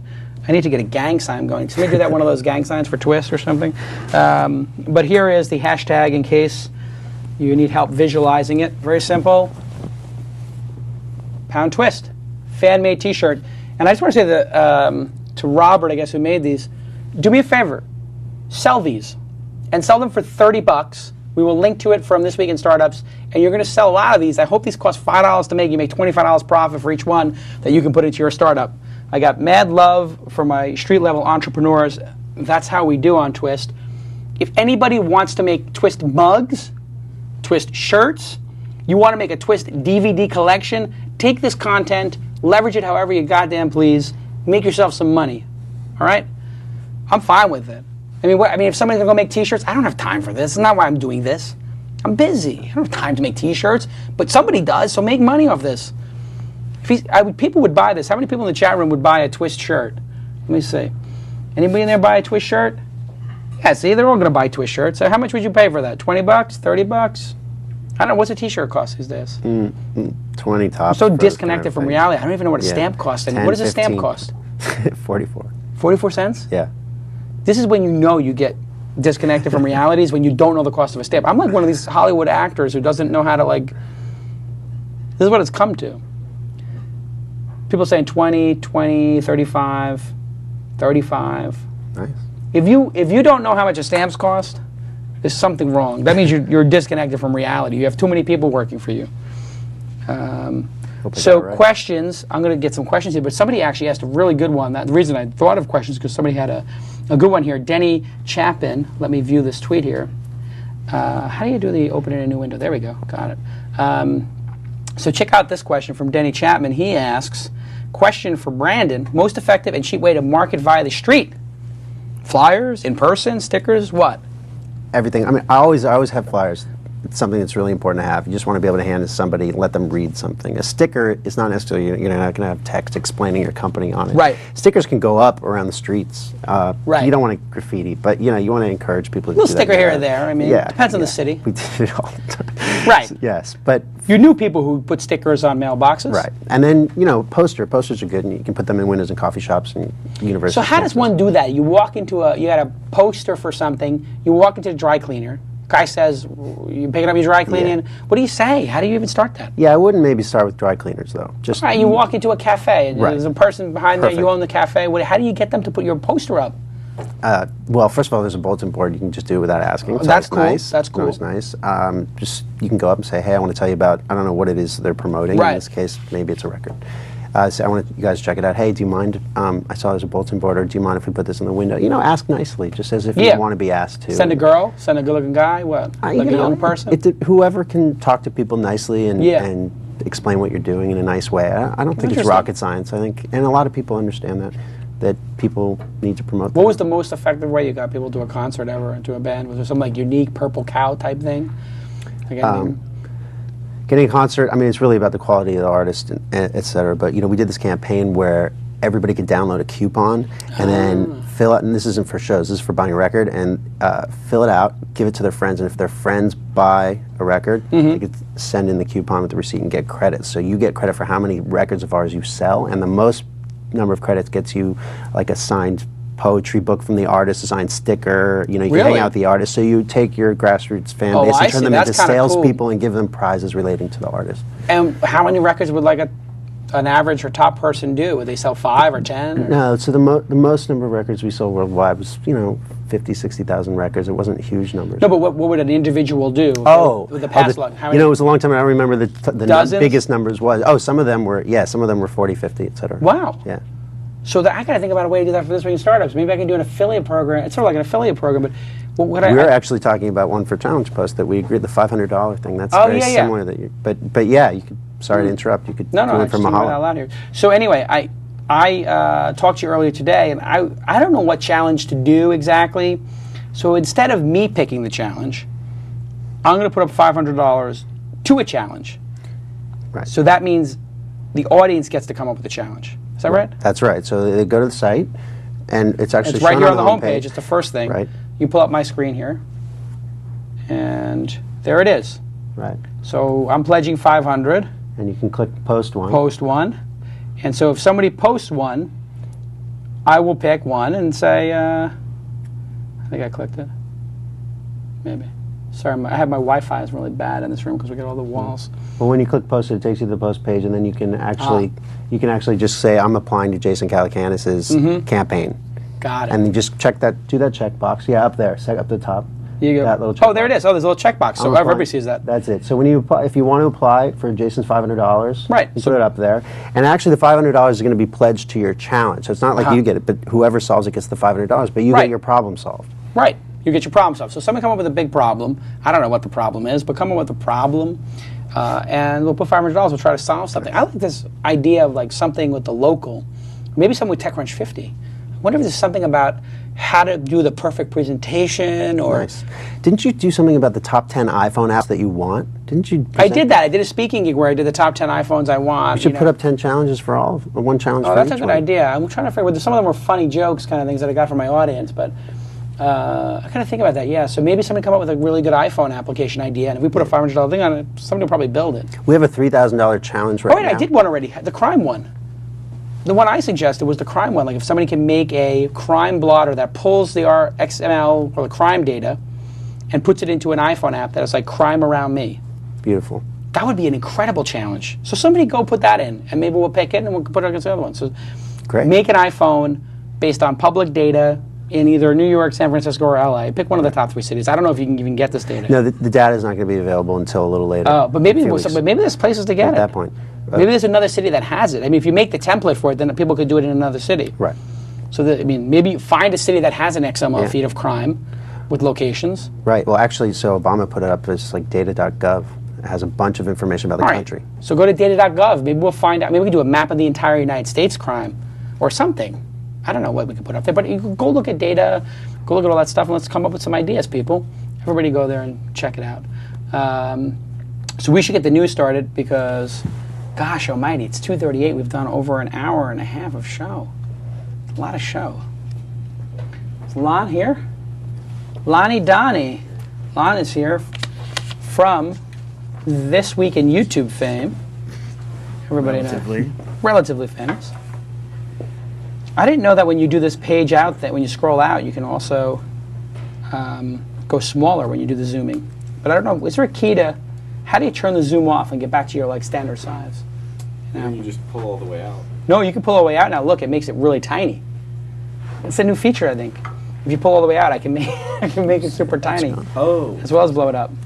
I just don't know how to get back to... Wait, because you're scrolling the web page as opposed to scrolling the screen. Ah, very good. Okay, smarty pants. Got it. So... Lon, you're here. Yes, sir. I'm here. We had a big week. You actually came to the TechCrunch 50 event. I was there for most of the event, yeah. I was watching the presentations. What did you think? I had a great time. It was really interesting, very inspiring. Lots of great companies, lots of great ideas, and a lot of young people. I felt old. You felt old. Well, half of the, I'm 30, and there had to have 38, been, man. What are you talking about? Like, I had to have been a third of the entrepreneurs that were actually on stage presenting companies were significantly younger than me. Yeah, what are you doing with your life? I know. Exactly. Exactly. The news on Twist. Well, it's pretty good. And so we brought the entire Mahalo company up. Yeah. Almost everybody but the sales team because they had to. And there's one or two people who had personal things. But we had a few editors who stayed behind. Obviously, the remote people were behind. So there were people running the site. But most of the development team, most of the editorial team, was there. And how did the team enjoy it? No, it's a good thing for the team to do a little retreat and go. It was a great thing. I mean, we had a little, there's some new people, and so we had a little bit of bonding time in San Francisco, which was nice. And I think it was great for us all to get to see all these new ideas and discuss. There were a lot of discussions we had about the companies afterwards and what we sort of thought. And see, this is what I think other companies should do is they should contact us and say, I want to bring my entire company to TechCrunch 50. Would you give them a group rate? I would give them a group rate. Something. I don't know. I thought it was, because we had the event 2 years. Mm-hmm. And we've been working together at Mahalo for... Since about when you were throwing the first one, I was already working. You were already working. And so you didn't come to the first two. You watched the stream on the second one, I guess. I was actually live building Mahalo pages on about every the company. So I was watching it. So you must have been intrigued by the event. Oh, yeah. Well, it was the third year I'd watched it, but the first time I was able to be sort of in the building and getting the sort of real feeling of what it's like to attend. So jazzed up the team. Definitely was an exciting thing for us to see. And how did Cameron like it? we had to explain to the viewers. We had one guy from the office who was not terribly keen on going beforehand. Felt like, I forget what he called it, a hassle. Was it downer? Downer. Something, was it a downer or a bummer? Bummer, something like that. What do you call? What is it? A turn off. It was part of his smoking. Guys were really into themselves and going to San Francisco for 3 days. Right. I feel like it was a dating game. Those are his turn offs. Imagine you're the CEO of a company. This is my life. People wonder why I'm crazy, and I go nuts sometimes. Mm-hmm. So I think about, geez, it's going to cost me like 6 large to put everybody up. I got to have 2 days of no productivity. I got to send everybody to San Francisco. I got to think about this, right? If you're going to bring your whole company to something. But I was like, you know what? We haven't done like a corporate retreat since last Christmas. Record traffic 3 months in a row. Teams working hard. This is sort of in my best interest as well to have them there seeing these new companies. We'll get them jazzed up. Definitely. They get to see their boss on stage and how much, like, hey, boss is respected in the industry. That you're here in LA. You're not part of it. Except by Mike Arrington. Except by my partner Mike Arrington. That would be that as everyone else very respectful. Very respected. And very good. Very well done there, Lonnie. Thank you. Anyway, so I get an email back from one of my top people, and he's like, "Is it optional?" And I'm like, is it optional? I think, to be fair, we were leaving on Sunday, and he's a big football fan. Oh, is it a football issue? I feel, he didn't say that, but I feel like it was probably a football thing. He's probably got money riding on. Anyway, I would say. So, Brandon, imagine what goes through my mind. I mean, if you're the CEO of a company, what would go through your mind? Anger. Insanity. So I'm going insane on my BlackBerry. I'm starting typing. I've got like 17 different things I want to say. Number one is you're fired. Like, what? So I'm getting more and more crazy as I see this email because I'm spending all this money to bring everybody up. It's a big decision. My assistant gets hotel rooms and a whole thing. It's a downer? Oh, I have people begging me for tickets to this event. That was the big giveaway. Sold out. People are dying to go. I got my friends begging me for tickets, and I invite somebody, and they say it's a downer. I mean, you could just say I'm sick, or my mother's coming to town, my grandmother's got cancer, anything. You don't have to say tell your boss. So this is the thing I believe. Well, what'd you do? Oh, sorry. No, go ahead. Well, I'll tell you what I did. I was going crazy. Basically, told him he should come. No. You said he didn't have to come. That's true. What I said was, I'm sorry that it's a downer. And I CC'd his boss, Mark Jeffrey, and I said, Mark, blank doesn't have to, we call him Cameron now, from Ferris Bueller's Day Off. Now he's Cameron. We're going to get him that, what is it, jersey with a Canadian flag? Or the Red Wings, isn't it? Get the Red Wings jersey. So we call him Cameron now. But I love him. He's been with us from the beginning. He's like one of my guys. But That's why I heard so much. So I just said, Mark Cameron will not be making it. He's taking 2 days off without pay. 2 days leave, yeah. 2 days leave without pay Monday and Tuesday. I thought that would be quite effective to get my point Sort of like across. in the cop movie when the bad cop breaks the rules and it's like, give me your badge, you're on suspension. It's like a suspension. Yeah, It's like an NBA game. Like you show up late for practice, you got to sit out a game, and guess what? It's without pay. That's exactly right. That's it. So I sort of channel my Pat Riley.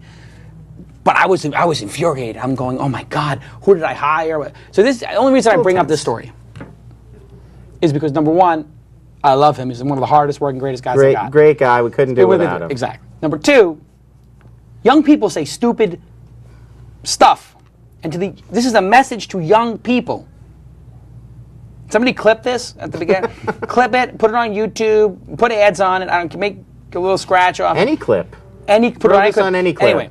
Message to young people about talking to your boss. If you're a young person and you've got a great job and you enjoy it, if you have a bummer of a job and you don't enjoy it, it doesn't matter. If your boss invites you to something, if you have a chance to kiss up to your boss, to be involved in something, even fake it if you have to, but show enthusiasm and don't ever, for the love of God, ever show anything but total, complete enthusiasm for anything your boss wants to do in terms of like a social activity or something. I mean, just be smart. Even if it is a bummer. And if you think what you're going to say to your boss might be taken the wrong way, if you just even have a little inkling of that, don't say it. Go to your friend who you work with and say, is it mandatory? What I mean, just, you could back channel it a little bit. It's a back channel. Yeah. And we had discussed this initially here, like, wow, do you think we all have to go? Or what should we go? Really... Right, yeah. So there were those... people had that discussion. I think everybody, for the most part, was like, let's go. There wasn't a lot of dissension. Well, I know there people might have. We did it last minute. It was a week of notice. Like, somebody might have some with their kids. We could go up the next day or something. Right. I mean, there was a little. And we did. Some of us were there because our flight. We actually missed the awarding of the prize. We had to go. We had to get the cheap tickets. So there was a little discussion of that too. Like maybe I'd stayed them until the next day or something. Right. But anyway, all's well that ends well. It worked out. We all had a great time, including Cameron. Ended up having a great time. Just. Bacon wrapped scallops to me. That Genius. Was the bacon wrapped scallops made the whole. If nothing else. For that reason alone. If every company had boondoggle, we still would have gotten bacon wrapped scallops out of it. You had people work for you. I have an amazing CTO/partner, Stephen Baker. It's a small company now. Absolutely no complaints. Yeah. But at your last company, people work for you. Yeah. It's the stupidest thing anybody ever said to you. Think for a second. It's got to be something really stupid somebody said. You have to say who the person. So bad on the spot with figuring out these kinds of things. But you must have massively frustrating moments at a startup company where somebody is just like, I don't know how to use a fax machine. Yeah, usually it's the artist that says the dumbest things and does the dumbest things. Really? Skips the show or. Oh yeah, I wasn't feeling like playing. Everybody shows up. You've brought everybody. You've worked you've worked so hard to bring everybody there. They get up there and just refuse to play, walk off stage, that kind of thing. Really? Oh yeah. Oh, I would kill myself. That's why I would never work with those kind of crazy artists. Here's one. There's another crazy story. Mm-hmm. I've got a journalist working for me at Silicon Valley Reporter. We get some tip on something that's going on at AOL. Layoffs. I don't know what it was. So I got a tip for you.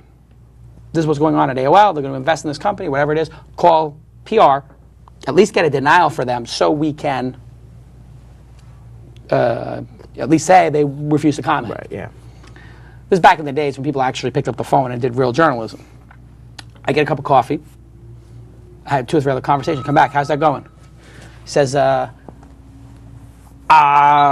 don't have the guy's number. I said, what? He said, I don't know who to contact. I said, oh, you don't know? You don't know anybody at AOL, huh? He goes, no. Do you have somebody I can call? I said, oh, I think I do. Speakerphone.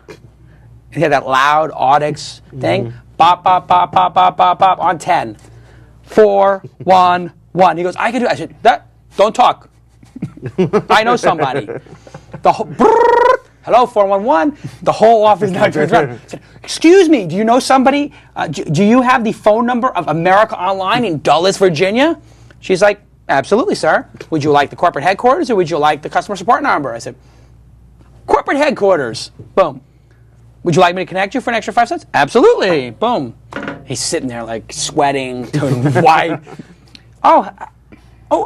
Is this America Online? Oh, hello.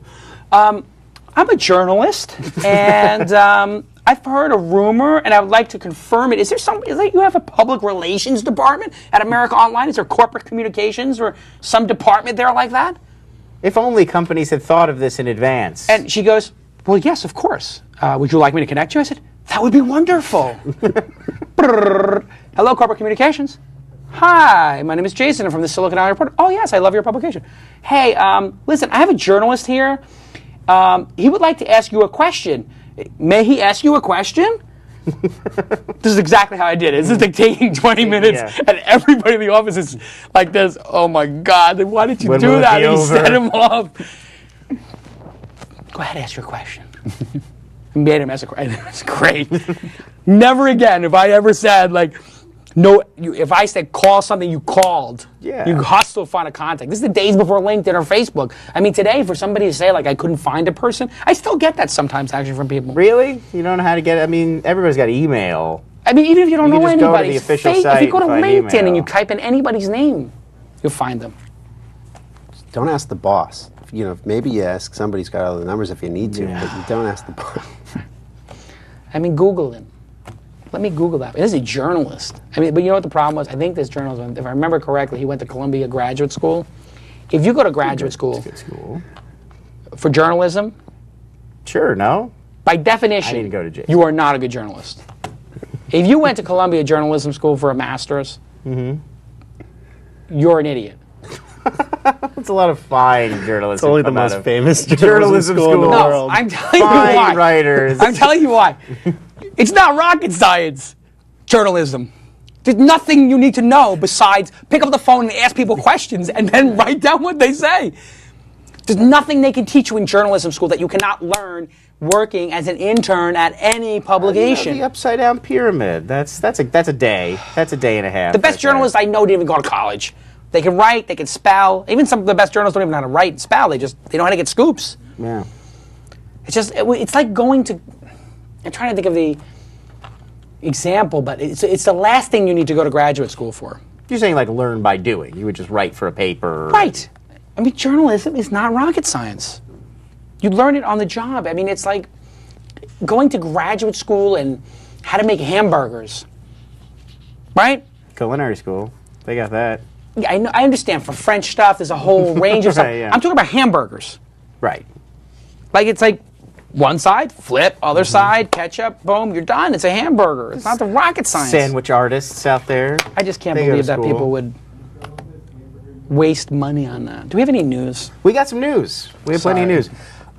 Speaking of TechCrunch, as we have been for the show, TechCrunch 40 winner Mint.com, acquired by Intuit, software company responsible for the personal finance programs Quicken, TurboTax. It's a $170 million deal. And Mint founder Aaron Patzer is going to take over the company's personal finance software and services. He's going to basically play a key role in the next version of Quicken. Rumor has it Quicken may actually sort of meld with Mint.com. So what do you think? What's the secret of Mint's success? Why are they the company that sort of stood out and got this really great offer? Well, or if you think it's a great offer. 2 years, $170 million? Seems like pretty good. Feels pretty good. Yeah. I'll take it. So they filled a need, an open spot in the marketplace. Everybody had these online accounts. Nobody really takes the time to make like a balance sheet for themselves. I don't know. Nobody who has the time for that. People are busy. So everybody logs into Bank of America. They log into Charles Schwab. They log into their American Express credit card, their Visa credit card. And people don't even remember those logins. So really what this has to do is really data normalization and password keychains. I mean, if you think about those 2 pain points, I couldn't even tell you my Bank of America login. I don't even know the password. And like once every 6 months, I got to go into that thing. Yeah, and I always reset the password. They used to have it, when I first signed up for B of A Online, it was just your PIN number. So you could remember because it's the same one you use at the ATMs. But then they made you change it. And now you have to go through now some photo. Now you have to change it. Yeah. They did with the photo and the second password? Right. What is that I have about? to identify. You get Identify the right what this photo is. And it's like a catch, but that's it's like not really. scammers, though, because they send you Something. fake sites that look like B of A, and then it's not. So anyway, long story short, 2 major pain points. I have to get all these accounts, remember the passwords, and they got all this disparate data, and they solve that. One password, ease of use, and the big recognition, the big realization there was all this stuff has moved online, so it's much more efficient, but there is something that is inefficient, which is consolidating, and you can come up with something magical when you put it together, like your whole life balance sheet, which was just too hard to do. So a lot of people used it. They had really great curve. They launched really well. Everybody signed in. They did their launch at TechCrunch 50 right, which was the product worked. And on stage, he showed, like, here I am logging into my Bank of America and sucking in all the information. Here I am in American Express and sucking in all the information. And it looked beautiful. So beautiful design, beautiful user interface, the right product that filled the need, all of the things put together, brilliant execution, and they just did. They got it. They launched for at a big event. So momentum. So you think this is going to impact Mint.com's current users? I mean, I know a lot of people were concerned this is going to... No, it'll only get better. Okay. It's only going to get better. Intuit's not a stupid company. I mean, Intuit's like one of the larger companies out there with billions of dollars, tons of resources. They know what they're doing. Did they overpay for this? Probably, but it doesn't matter because they buy it for $170. They can make it into $1 billion business. And that's really what you see here is this sort of arbitrage. Intuit can make it into $1 billion business in 3 years. Or 2 years maybe, and with their footprint, and it might take Aaron 5 years to get there. So basically, the difference between the 2 years they can do it in the 5 years, that 3 years, is the premium. That's that extra bit they're willing to spend. Right. We sold AOL to AOL Weblogs Inc. after 18 months. Everybody said they overpaid. So they look stupid. But then they send their traffic to it and their ad sales force behind it, and it makes more money, and then everybody says, I'm stupid for selling too early. They're going to say Aaron's an idiot in 3 years because it's going to become $1 billion business with TV commercials. It's a better name than Intuit. Who cares about Intuit? It's easier to use. So basically, TurboTax is a good brand. Yeah, and so Mint is just going to become this well-loved brand. It'll have a Super Bowl commercial, all this stuff, more resources. It's just, it couldn't have a better deal and couldn't happen to a better company. What do you think? Use Mint? I think, I use it a lot. And I also think it was like a defensive play, too, because Intuit doesn't want to be disintermediated by these people who could easily, compete with Quicken. Yeah, I mean, that's an excellent point. I mean, I forgot that one, too, which is, I mean, if you're enterprise, I don't know how much Intuit is worth. Somebody look up how much Intuit is worth. I think they're publicly traded. So Intuit, I don't even know what they're worth. Intuit, stock... quote. Let's see. INTU. I'm guessing this company's worth a couple $1 billion. INTU. It's got to be. Market cap. It's got to be multiple. $9 billion. Yeah. So the market cap's $9 billion. That means 10% of their market cap is $900 million, which means 1.7 is a small fraction. 17% of their market. 1.7% of their market cap. How could they not get in? How could you not do it? They have to. It's a huge space. People are doing that because And they want to you don't want Microsoft to buy it. Exactly. Right. You don't want Google. God forbid Google buys this thing. Can you imagine if it's Google Mint? I mean, why didn't Google buy it? Good question. Or perfect for Yahoo. Yahoo Finance is a juggernaut, and then Yahoo Mint. It would have been like a Flickr kind of thing. Actually, it feels very much like a Flickr. Yeah. Yahoo's stupid. I mean, what is wrong with Yahoo? They could have bought this with their stock. Probably. Can you imagine you linked your Yahoo and your Yahoo Finance, Yahoo Mail, boom, right into Mint? Jesus. So it would be like check your stock portfolio and your personal finance. They already have your login. Go. Brilliant. Good idea. What, is Yahoo asleep at the wheel? I don't know. All right, somebody clip this to Yahoo. I can only do like one of those a show. Yeah. Okay, go ahead. All right, next blogging platform Posterous. Posterous? Yeah. Correct. Posterous. You can say it either way. Either way? Okay. Released a major update this week, giving users the ability to customize their blogs and import their Tumblr blogs. Hello. So this news came on the heels of Posterous's announcement of a major traffic increase in the past year. They're up to 4.4 million visits in the last month alone, according to ReadWriteWeb. Wow. So what comes next? What would you do if you were in charge of Posterous? How do you keep growing at this rate? Sell it to Jason. I would love to buy that company. It's a really great company. I we love had Postgres. Gary Tan on the show, the co-founder. They're quantified here. It says on Quantcast, rank 981. Not bad for a. I don't even know how old this company is now. How old is this company? Only 2 years old. 2 years maybe old, a little right. younger. 2.1 million global people. It's a great start. Of course, it works. I mean, I think the thing about Postgres is it does exactly what it's supposed to do, and it works perfectly every time. But this is going to take some time. Just look at WordPress, hosted, number 10 on Quantcast, 202 million global people, 62.8 million people in the U.S. That is for real. So that's really what they're trying to do is impact them, and it's going to be very hard for WordPress, given how they're structured, to sort of take on Tumblr or Tumblr. Look at Tumblr's got a lot more than they do because Tumblr's been around a little. Well, Tumblr's much more established, but I think Yeah. that's one of the things they're doing that was pretty clever. Is now you can basically import your Tumblr blog and go with Postgres. It's a feature race. The person who's going to win this war is going to be the one who has the most dry powder, cash, has the best development team and iterates the fastest, has the most stable service. This is good for the customer. Yeah. Tumblr and Postgres are the sort of second, and CrowdFusion, all this like second generation, Right, yeah. Blogging platforms, taking on WordPress and movable type, TypePad. I mean, I don't know where TypePad is at, but I will say the fact that TypePad and WordPress didn't sell was a mistake. Those guys should have sold those companies a long time ago. I mean, TypePad is ranked number 83 with 15.7 million. Everything has a peak. I think WordPress should have been sold a while ago. I don't know why Yahoo didn't just give them $200 million and call it a day. I don't know. What do you use? I don't blog that You don't much. blog I've anything? set up accounts, but I don't. Yeah. Yeah. But it's amazing. I think they make it so easy. Yeah. It's like That's you don't for Postgres. You UI don't even have thing. to sign up. You just You send don't an have to sign email up. to post@Postgres. And now they have the iPhone app, so you don't have to sign up at all. You can take a picture and just put it on a blog. You don't even have to have had a blog. They'll just dump it on a blog for you. And then there's no sign-up process. No, none.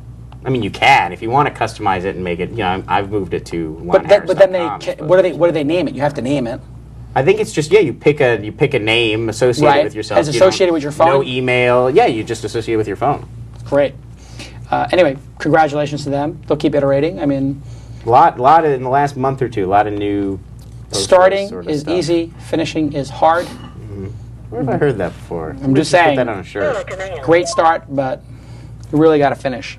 It really means nothing if they don't keep this going. Sorry, I got my phone. It keeps going on. Okay, next story. Next story.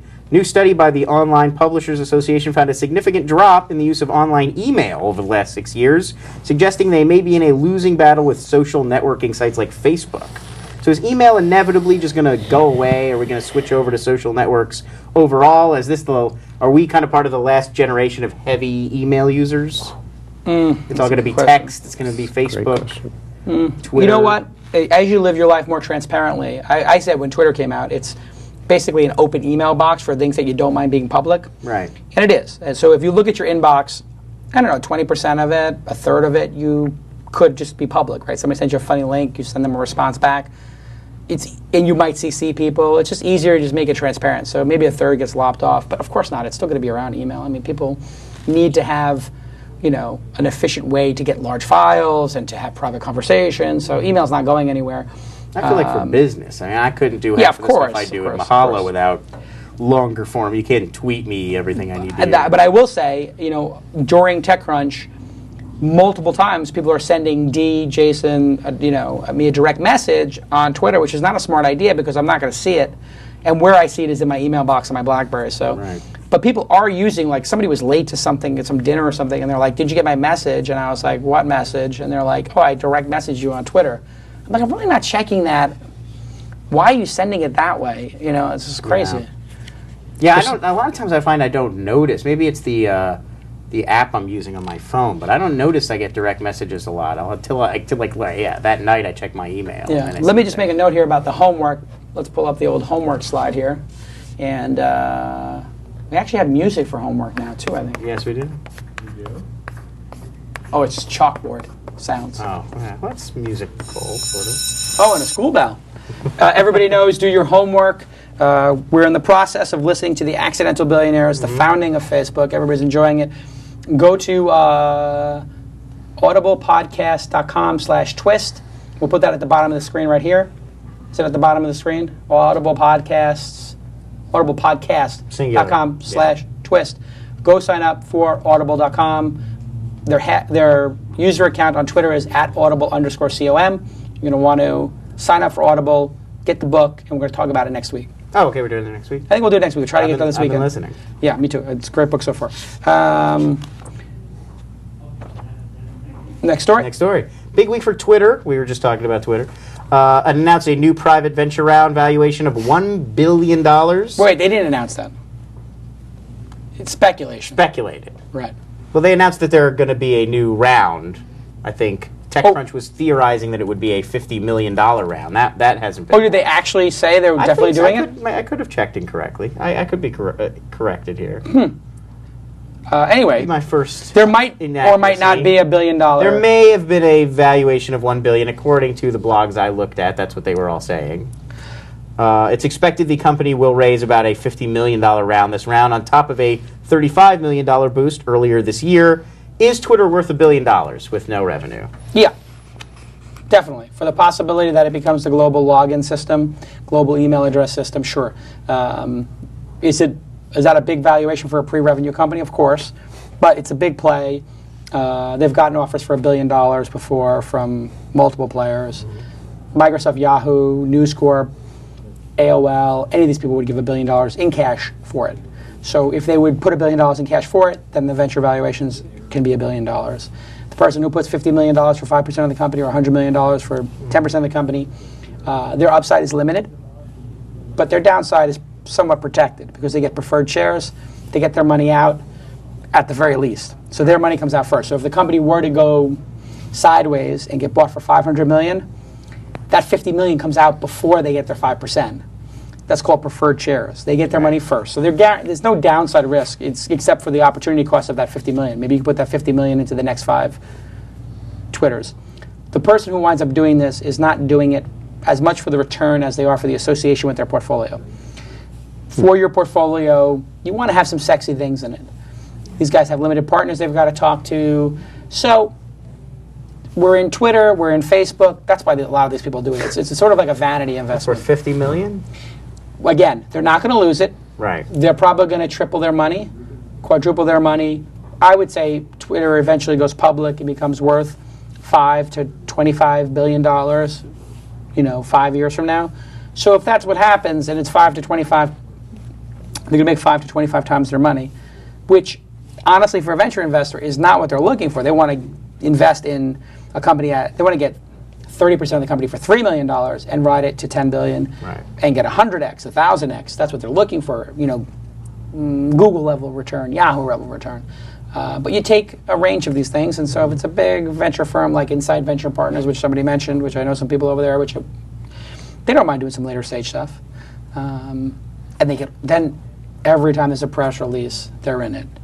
So you think about branding of a venture capital firm, marketing of a venture capital firm. Sequoia does very well.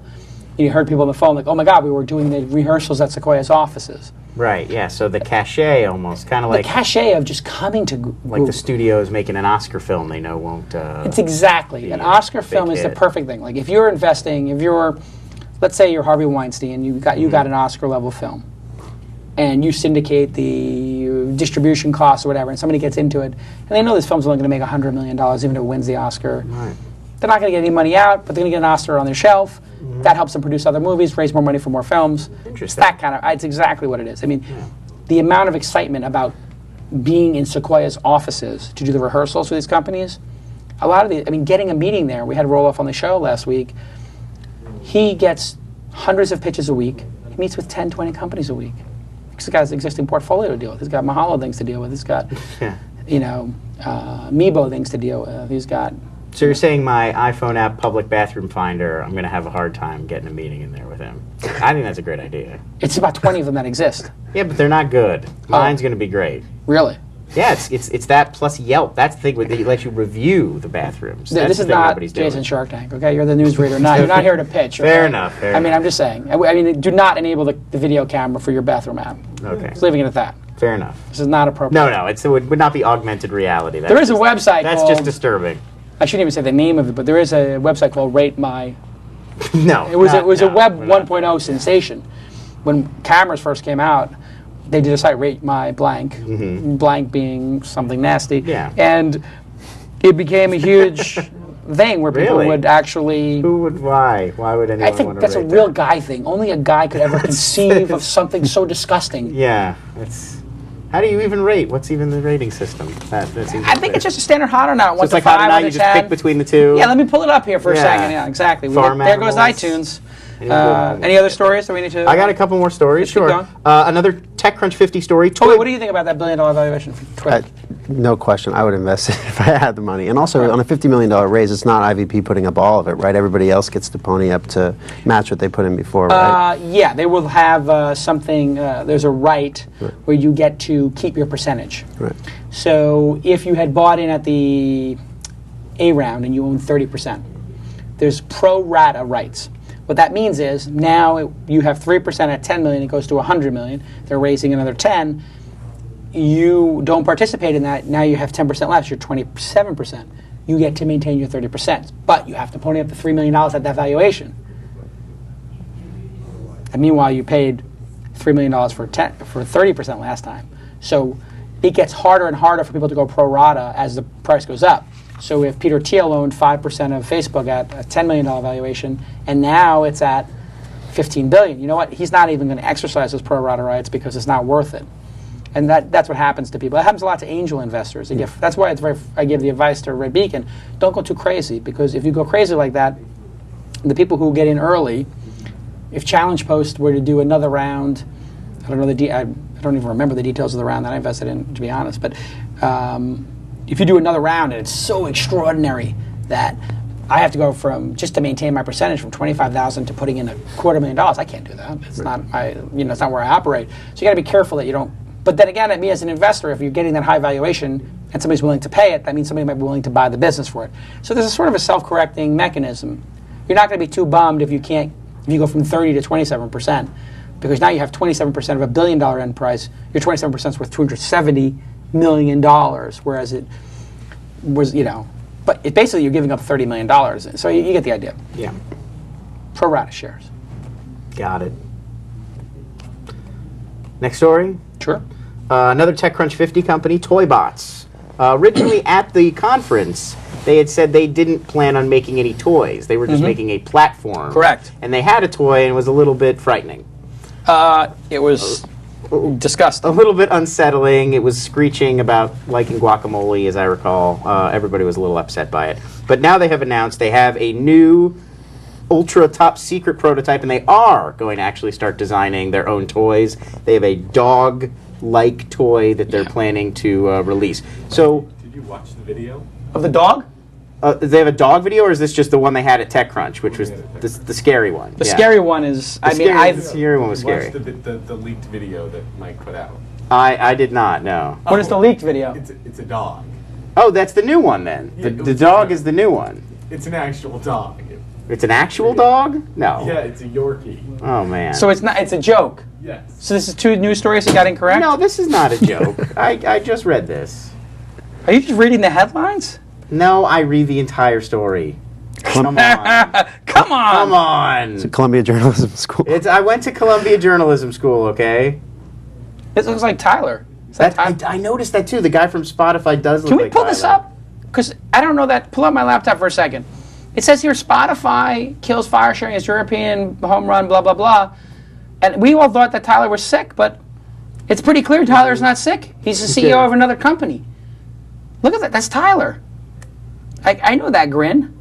Tyler, it's very Tyler-y, yeah. I think that's Tyler.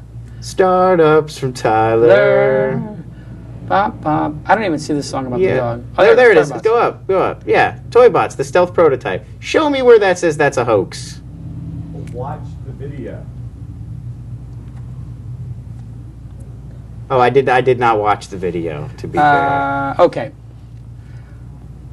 I did read the part where he says he's going to be bigger than Facebook, but I thought, I'll skip that part. Oh, it is. It is a dog. Oh, God. I see. This is why Andrew Warner needs to come back to do the news. Sorry, yeah, I'm having an off week. News is going off the rails. What am I going to do? I can give some backstory on Toybots if we want backstory. Let's do backstory. Did you see Toybots' presentation? No. All right. Guy from ToyBot's very successful guy. SGN, very successful company. ToyBot's presentation for the first round of rehearsals, I gave like a 0 point. Oh, were they one of the ones that got the 0? 0.0. It was terrible. And I was telling the guy, like, I can't let you on stage. This is going to be a disaster. It's not in your best interest. It got a little, as things with me can happen sometimes, it got really intense. Tyler will tell you the story. I think, Alex, were you in the room at the first ToyBots rehearsal? Anyway, first ToyBots rehearsal, very contentious. Literally, voices getting raised. We worked very hard on this, and I'm like, well, it doesn't show in the product. And then I said, this is not as impressive as Teddy Ruxpin. And that came out in 1985. Yeah. Wow. That was sometimes I say things that are so true that they can set people off. And for some reason, telling an entrepreneur that their product is no better than the one that was created 25 years ago, Teddy Ruxpin. You saw the toy. Yeah, the toy was not as good as Teddy Ruxpin. No, their pitch was great about what you could do. Awesome. The toy they and they won an award. Not. And they won one of the awards. Yeah. People loved it. People thought it was brilliant. I think the concept of the platform and everything's brilliant. But the toy was talking like this. Hello. I'm. I'm a woozy, and I was like, this thing is, I'm going to have nightmares. And it didn't work, and the thing was, anyway, to their credit, they went from a 0, next rehearsal like a 5. So I'm like, listen, I'm not letting you on the stage until you get to like a 6 or 7. And that will still put you at the bottom of the pack. So you're going to get this presentation to where it needs to be, or you're not going to present, period. I mean, I'm a little nuts about this. I mean, a lot of the backstory with Mike and I having a little bit of contention is because we fight over who gets on stage. Right. We fight about it because we care. And so we have these crazy debates, and it gets very uncomfortable for everybody around us. But anyway, point being, then they went from a 5 to an 8 on stage. And everybody loved their presentation. But let me tell you, that could have been a train wreck. And it was so awesome to see them do great. To their credit. Yeah. And I got people calling me, do you know the ToyBots guy? I think that platform's brilliant. So I think they're going to be very successful. But they barely got in because the product wasn't ready, but they worked, to their credit, for like literally, I don't know, 15 hours a day, 18 hours a day, not sleeping, on tilt to get ready. Nice. And it showed. So I'm very proud of them. But no, they're not. They're not. So forget. The last 2 stories, I swear, certifiably. Well, look. I mean, I got the video. Will it show the video here? This article, to be fair, it was just posted. I was trying to get a last. Look. So here's what he does. He's got the thing. News. He's got the toy. He got the toy here. And then he picks it up. Let's see it. This would be a good toy. There it is. To be fair to me, if you could build a dog that was that realistic, that would be really cool, and would wake you up. That animatronics is pretty good. Yeah. You could see how I'd be fooled. And you can actually feed it and Mike's got a good sense of humor. I give him that. All right. You didn't see ToyBots, okay. Is that going to be one of the stories, by the way, the drama? Because I know everybody's here wants to know. About what? The drama. Oh, okay. Will there or won't there? I was waiting. I was going to hold that to the awards end ceremony? in case I get I'm sorry. No, so sorry. I would be like, so what's up? You guys quitting the business? Listen, here's what happened. And that's it. That's the story? It. No. Yeah. Basically, you're really neat and he's really messy. Yes, it's a odd couple. Right. This is what it comes down to. We both love doing the event. We both operate our 2 separate enterprises. Him, TechCrunch, me, Mahalo. And This Week of Startups. And then we are equal partners in TechCrunch 50. I came to Mike with the idea. I said, I have an idea for you. I ran Silicon Valley Reporter. We used to make a lot of money on events. TechCrunch would be great at events. He's like, I don't like doing events. I don't like being at events. He's not. Mike is a social guy with, like, if the 3 of us were having beers, great time. It gets 40 people, it's not enjoyable for anymore. It's like going out with John Lennon or something. He's not going to enjoy being out with 40 people or 400 people because they're all going to stare at him. They're all going to try to talk to him. They're going to come up with bad breath and start. You know, those people come up to you and the person with the worst breath in the whole goddamn conference is the one who has to pitch you. And Why is it with the people with the bad breath don't understand the concept of personal space? The woman with the most beautiful breath in the world, the most beautiful woman at the conference, doesn't come and talk to you. But the guy with the worst teeth, with the funk on his teeth and the plaque, and you're just like, have you not had your teeth cleaned in the last 5 years? Has to get within 4 inches of you and is spitting in your mouth and trying to explain to you their startup that they're never going to start and they want to waste your time and name drop. That's Mike's life. But it never ends because they come up and then they get mad that he didn't return an email and the guy gets 400 emails a day like I do. He's not wired for that. So he said, hey, do the event with me. I am wired for that. I do a lot of social. Partner on the event. I said, I don't want to do the event. You do it. He goes, I don't know how to do it. I said, I will teach you. I'll do it for free. Here is my great idea for this event. Here is exactly how you do it, Mike. Here is the roadmap, Mike Arrington. I said, take it for free. We're friends. I just want to see you succeed. I'm busy with Mahalo. He says, no, do it with me. Do it with me. It would be so much fun to work together. Finally, I say yes to him. I brought him the idea. Right. He asked me to be a partner. I say yes. We do the conference together. And every year, we have to agree on every company that gets on stage. We have to agree on every speaker, every judge, every business decision. How about this? Maybe next year, if there is a next year, I don't want to say one way or the other. Each of you pick 25. Like each of you have one day. Doesn't work. And then at the end, it would doesn't be work. like It doesn't work. The reason the event works is because Mike is very good at picking startups. I am very good at picking startups. And we're both very good at picking the winner of the startups. It's not a coincidence that our number 1 and number 2 were Mint and PowerSet. And it's not a coincidence that they got into the event. We know how to pick winners. If Mike Arrington and I started a venture capital firm, we would put Kleiner Perkins, Sequoia, all of these guys would be out of business. All of them. Period. Because we know how to pick winners better than anybody. Maybe Michael Moritz and John Doerr would have jobs still. Everybody else would be out of work, business. There'd be no reason for them to show up for work. We know how to pick the winners. That's a great collaboration. But then, he's got very strong feelings about how certain things should go. I have some very strong feelings about how things should go. When do I have to compromise? You work with me. I mean, you understand, I've gotten to the point in my career where I don't have to compromise. If I want to do something a certain way, it's going to get done that way if it's my company. And generally, it works for us, right? I mean, I'm not an irrational person. I'm not complaining.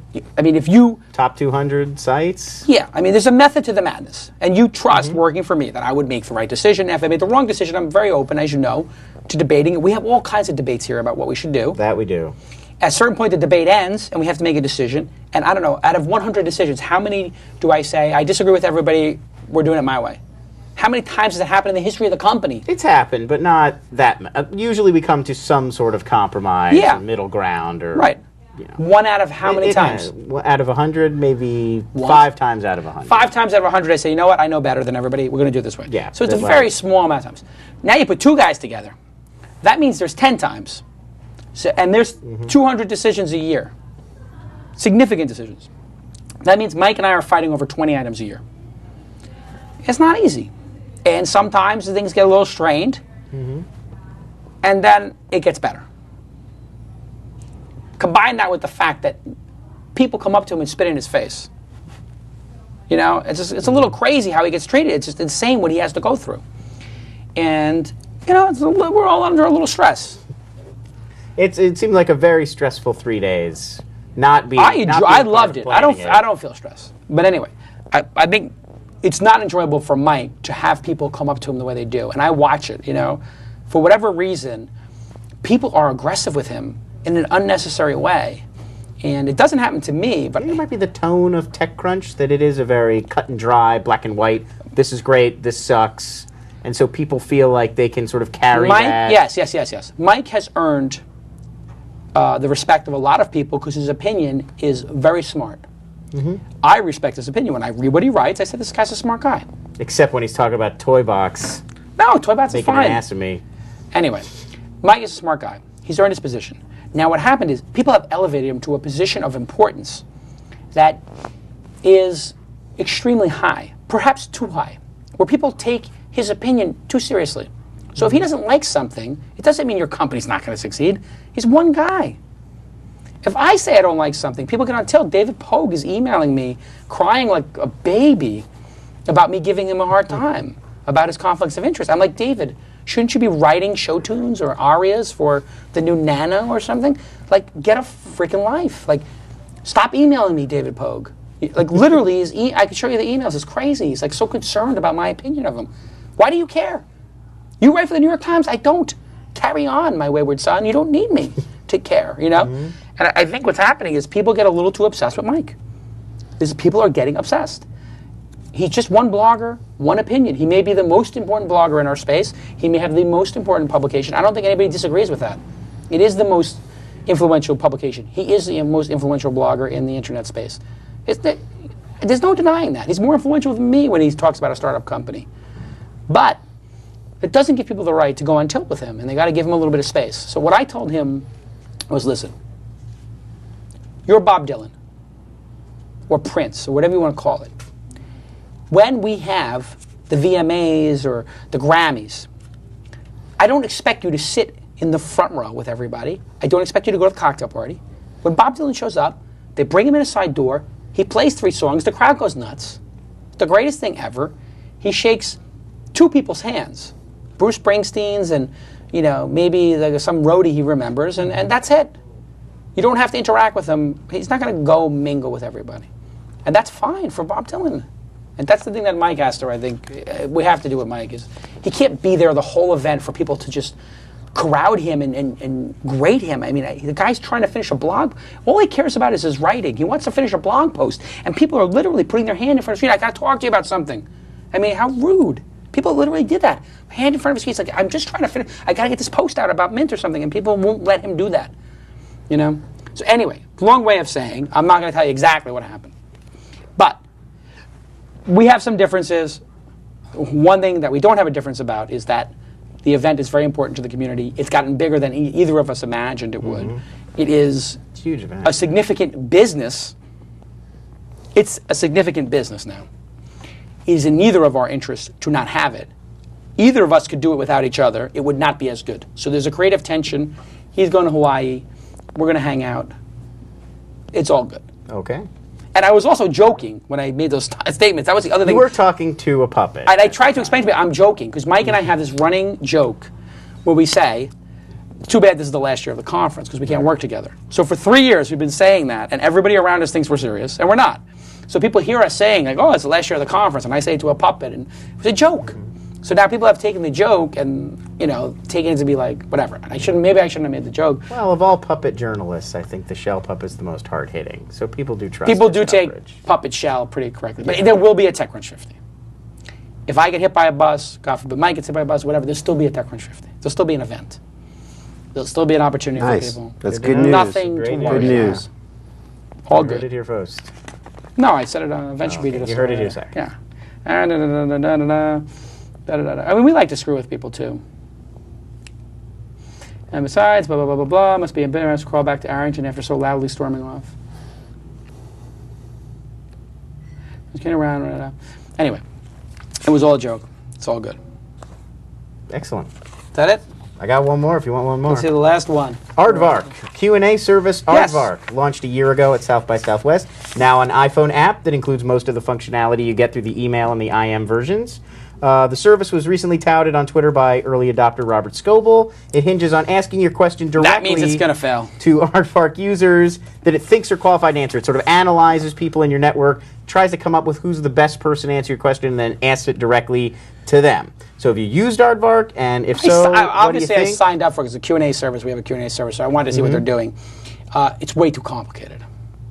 You sign up, and then it starts instant messaging you. Right, you have to follow it on IM. Way too much. I get instant messages like 17 times from this thing a day, and I don't know, I'm too busy to answer questions during the day. Right. I don't want to do it that way, and there's no way to turn it off. You have to go to the site and find like a 3 messages deep. So I met the guys actually at TechCrunch 50. They were there, and I said, I think your service is interesting, but shouldn't you know if I don't answer 10 IMs a day for 100 days in a row that I'm not interested, and like maybe throttle it down to 1 every 3 days? He's like, well, you could change your settings. I'm like, I know, but you could stop asking me so many questions. it's interesting in that they have a good idea, which is use a social graph to try to answer questions. Right. Problem is that not everybody likes to answer questions. Yeah, the pay And they're it in the- forward model is They're sort of under the weird. assumption that everybody wants to do this, which is what a lot of entrepreneurs like to think. Everybody's going to want to post their challenge or challenge post. Everybody's going to want to use that as a solution. No. 1% of people are going to want to use a solution. 50% of people want to use a PR firm to get their ideas out there. 30% want to write blog posts. 17% want to do this. 1% want to use challenge posts. That's enough. If 1% of people want to use challenge posts to solve their problems, it's an epic business. It becomes $1 billion business. You don't need to have everybody. But this thing is assuming everybody wants to participate in this way to answer questions with each other, and it's too complicated. People want to go on Twitter or Facebook and say, where should I have Chinese food, and get an answer, or email it to their friends. And a smaller number of people want to post it to Mahalo Answers or Yahoo Answers. Right. And then an even tinier group of people want to sign up for an instant messaging service. This is like almost like it's created by, this is like one of those services created by people who are too smart to be entrepreneurs. Like there's some people who are just too goddamn smart, and then they try to do something entrepreneurial, and it's just way too much time spent building it, and not enough time just thinking about making it simple and easy. It's too complicated. iPhone app or not, it's too complicated. I mean, I'm looking at the Quantcast traffic here for Vark.com. It's like doesn't exist. Well, because you can email and IM. You don't I know, have but to shouldn't go they to the have site. something on? I mean, shouldn't they have some level of people just signing up or something? I mean, Yeah, I think it's really. I don't think I've been back to their main site since I signed up. What is it, Vark.com to get there? yeah, and so it's like, I hear some people swear by it. really? Well, Yeah, it some is- people definitely swear by it. I have asked questions on there and gotten really good answers because it does sort of zero in. It only takes a few questions for it to figure out, this person knows tech and surfing and Chinese. That's a virtuous thing to And do, yes. So that on that level, you do get good answers. I do get a little irritated when I'm in the middle of writing an email or Aye. thinking about something, talking to somebody, and it pops up and especially I think it's weird because I haven't answered that many questions. It doesn't. It doesn't even tell you the question. It's like, would you like to answer a question right now? It's about like, just swimming or something like. It's It like, has just to be tell me the question. stuff I And obviously if I don't know it, I'll. I mean, anyway, I'm not here to do product, fix this company. This is not. You don't like the story? It's a fine story, but I mean, what are we going to do? Try to fix this product? I mean, it's I- number one. The name is terrible, and Aardvark? if the name of the company is Aardvark, you should own Aardvark.com. They only own Vark.com. I mean, this is like 101 entrepreneurship stuff. Like, name your company the same as your domain name. I don't know. What's the domain name of ChallengePost? It's ChallengePost. Oh, is it? Really? Do you want to know the domain name of Mahalo by chance? It's Mahalo.com. Do you know where to find This Week in Startups? Ed.com. This Week in Startups. You know where to find Aardvark? Drop the A, R, and the D, and then put a I'm .com. thinking people don't know how to spell aardvark. If they would try ARDVARK. It wasn't available, obviously, but I mean, if you're I have to stick up for them a little bit. I think know. that the idea of instant messaging people questions and doing it smart is actually could be really powerful. It Maybe is they have to powerful. work on the settings, but I think Yeah. that there's something powerful there. people do it already. They ask their friends. Right. So if I have a bunch of instant message things and I know somebody lives in San Francisco, I could ask them. Right. So what And they if have get to the do is reputation right too. reputation is a critical thing. Yeah. I mean, and we have some of that at Mahalo where we actually know, based on what you've answered a lot of sports questions, you've answered a lot of music questions, I've answered a lot of food questions. There's existing systems like Yahoo Answers have done that forever. They know who the top people in food are. Question is, do people want to be bothered with us on instant message? Is instant message the right way to do this? I don't know the answer to that question. And I don't know exactly what the social graph adds to it, because I don't actually think the people in your network necessarily want to be bothered or any better than the people outside of your network. Right. I think that's part of the premise, is that your social graph is better at answering questions for you than people outside your social graph. And what I found in Q&A services and knowledge exchanges is that's not true. Yeah, sometimes people you would never be connected to who are. Yeah, I mean, if I'm asking a question about how to make the perfect fondue, and somebody from France answers it, or somebody who I don't know from Wisconsin answers it because they work in a cheese factory, I mean, why do I care? I don't know that. It does pull in your interests. So if you Yeah. say if you're good at Yeah. internet, making internet SEO, whatever it is, Right. then they can filter it that way Yeah. too. They're definitely onto something, and they're definitely executing. You know what? I think it sometimes also takes 2 years. This thing's been around for what, 6 months? They launched at South by Southwest. So that's the spring. Yeah. So they've been around for 6 months, maybe February, March. I don't know how. Whenever they launched. Yeah, March 18th. That's usually what South by Southwest is. Yeah. So I mean, they've only been around for 6 months. They have no idea what they're doing yet. They got to get customer feedback, and that's what they're getting on the show right now. it's going to take a while to figure this out. This is not like like Twitter took 2 years before it even really picked up any traffic. It was 2 South by Southwest later. Right. So I mean, the name is terrible. They got to change the name. VARC is, what does that mean? VARC. Doesn't connote helping. Yeah. Anyway, they'll get something right. I don't know. It's a very crowded space. Also, that's the other thing. Well, that's the other thing. They're going up directly against Cha-Cha, which is the mobile Q&A. Well, Cha-Cha's going to go out of business. That's not going to even work. I mean, they're right now they're the sort of the kings of mobile Q&A. Cha-Cha's terrible. I mean, it's one sentence responses that you could look up on Google. I've never thought that was a great idea, having one person answer in one sentence. I mean, and with the pace at which is innovation on mobile to actually give answers, I mean, have you seen the Google search app where you just speak into it and and Yelp? Like a lot of the answers I want, like there's going to be an iPhone app for. So like if you want a public bathroom or a gas station around you or a restaurant recommendation, all those things are like Yelp.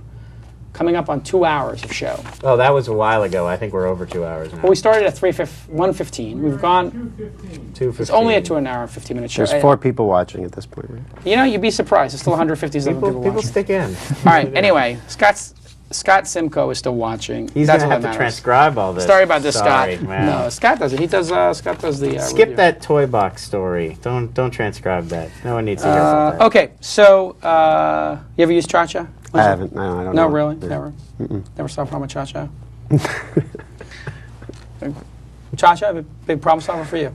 Not really a Cha-Cha fan, no. I would go with Aardvark above Cha-Cha. Oh, certainly. I mean, Cha-Cha compared to Aardvark is like... But Cha-Cha is the big player in that space. Also, I kind of... I think there's a little competitive thing happening too, right? You guys do answers. Answers I'm like it's you. like one If piece I have a of what we do. competitor, I immediately despise them.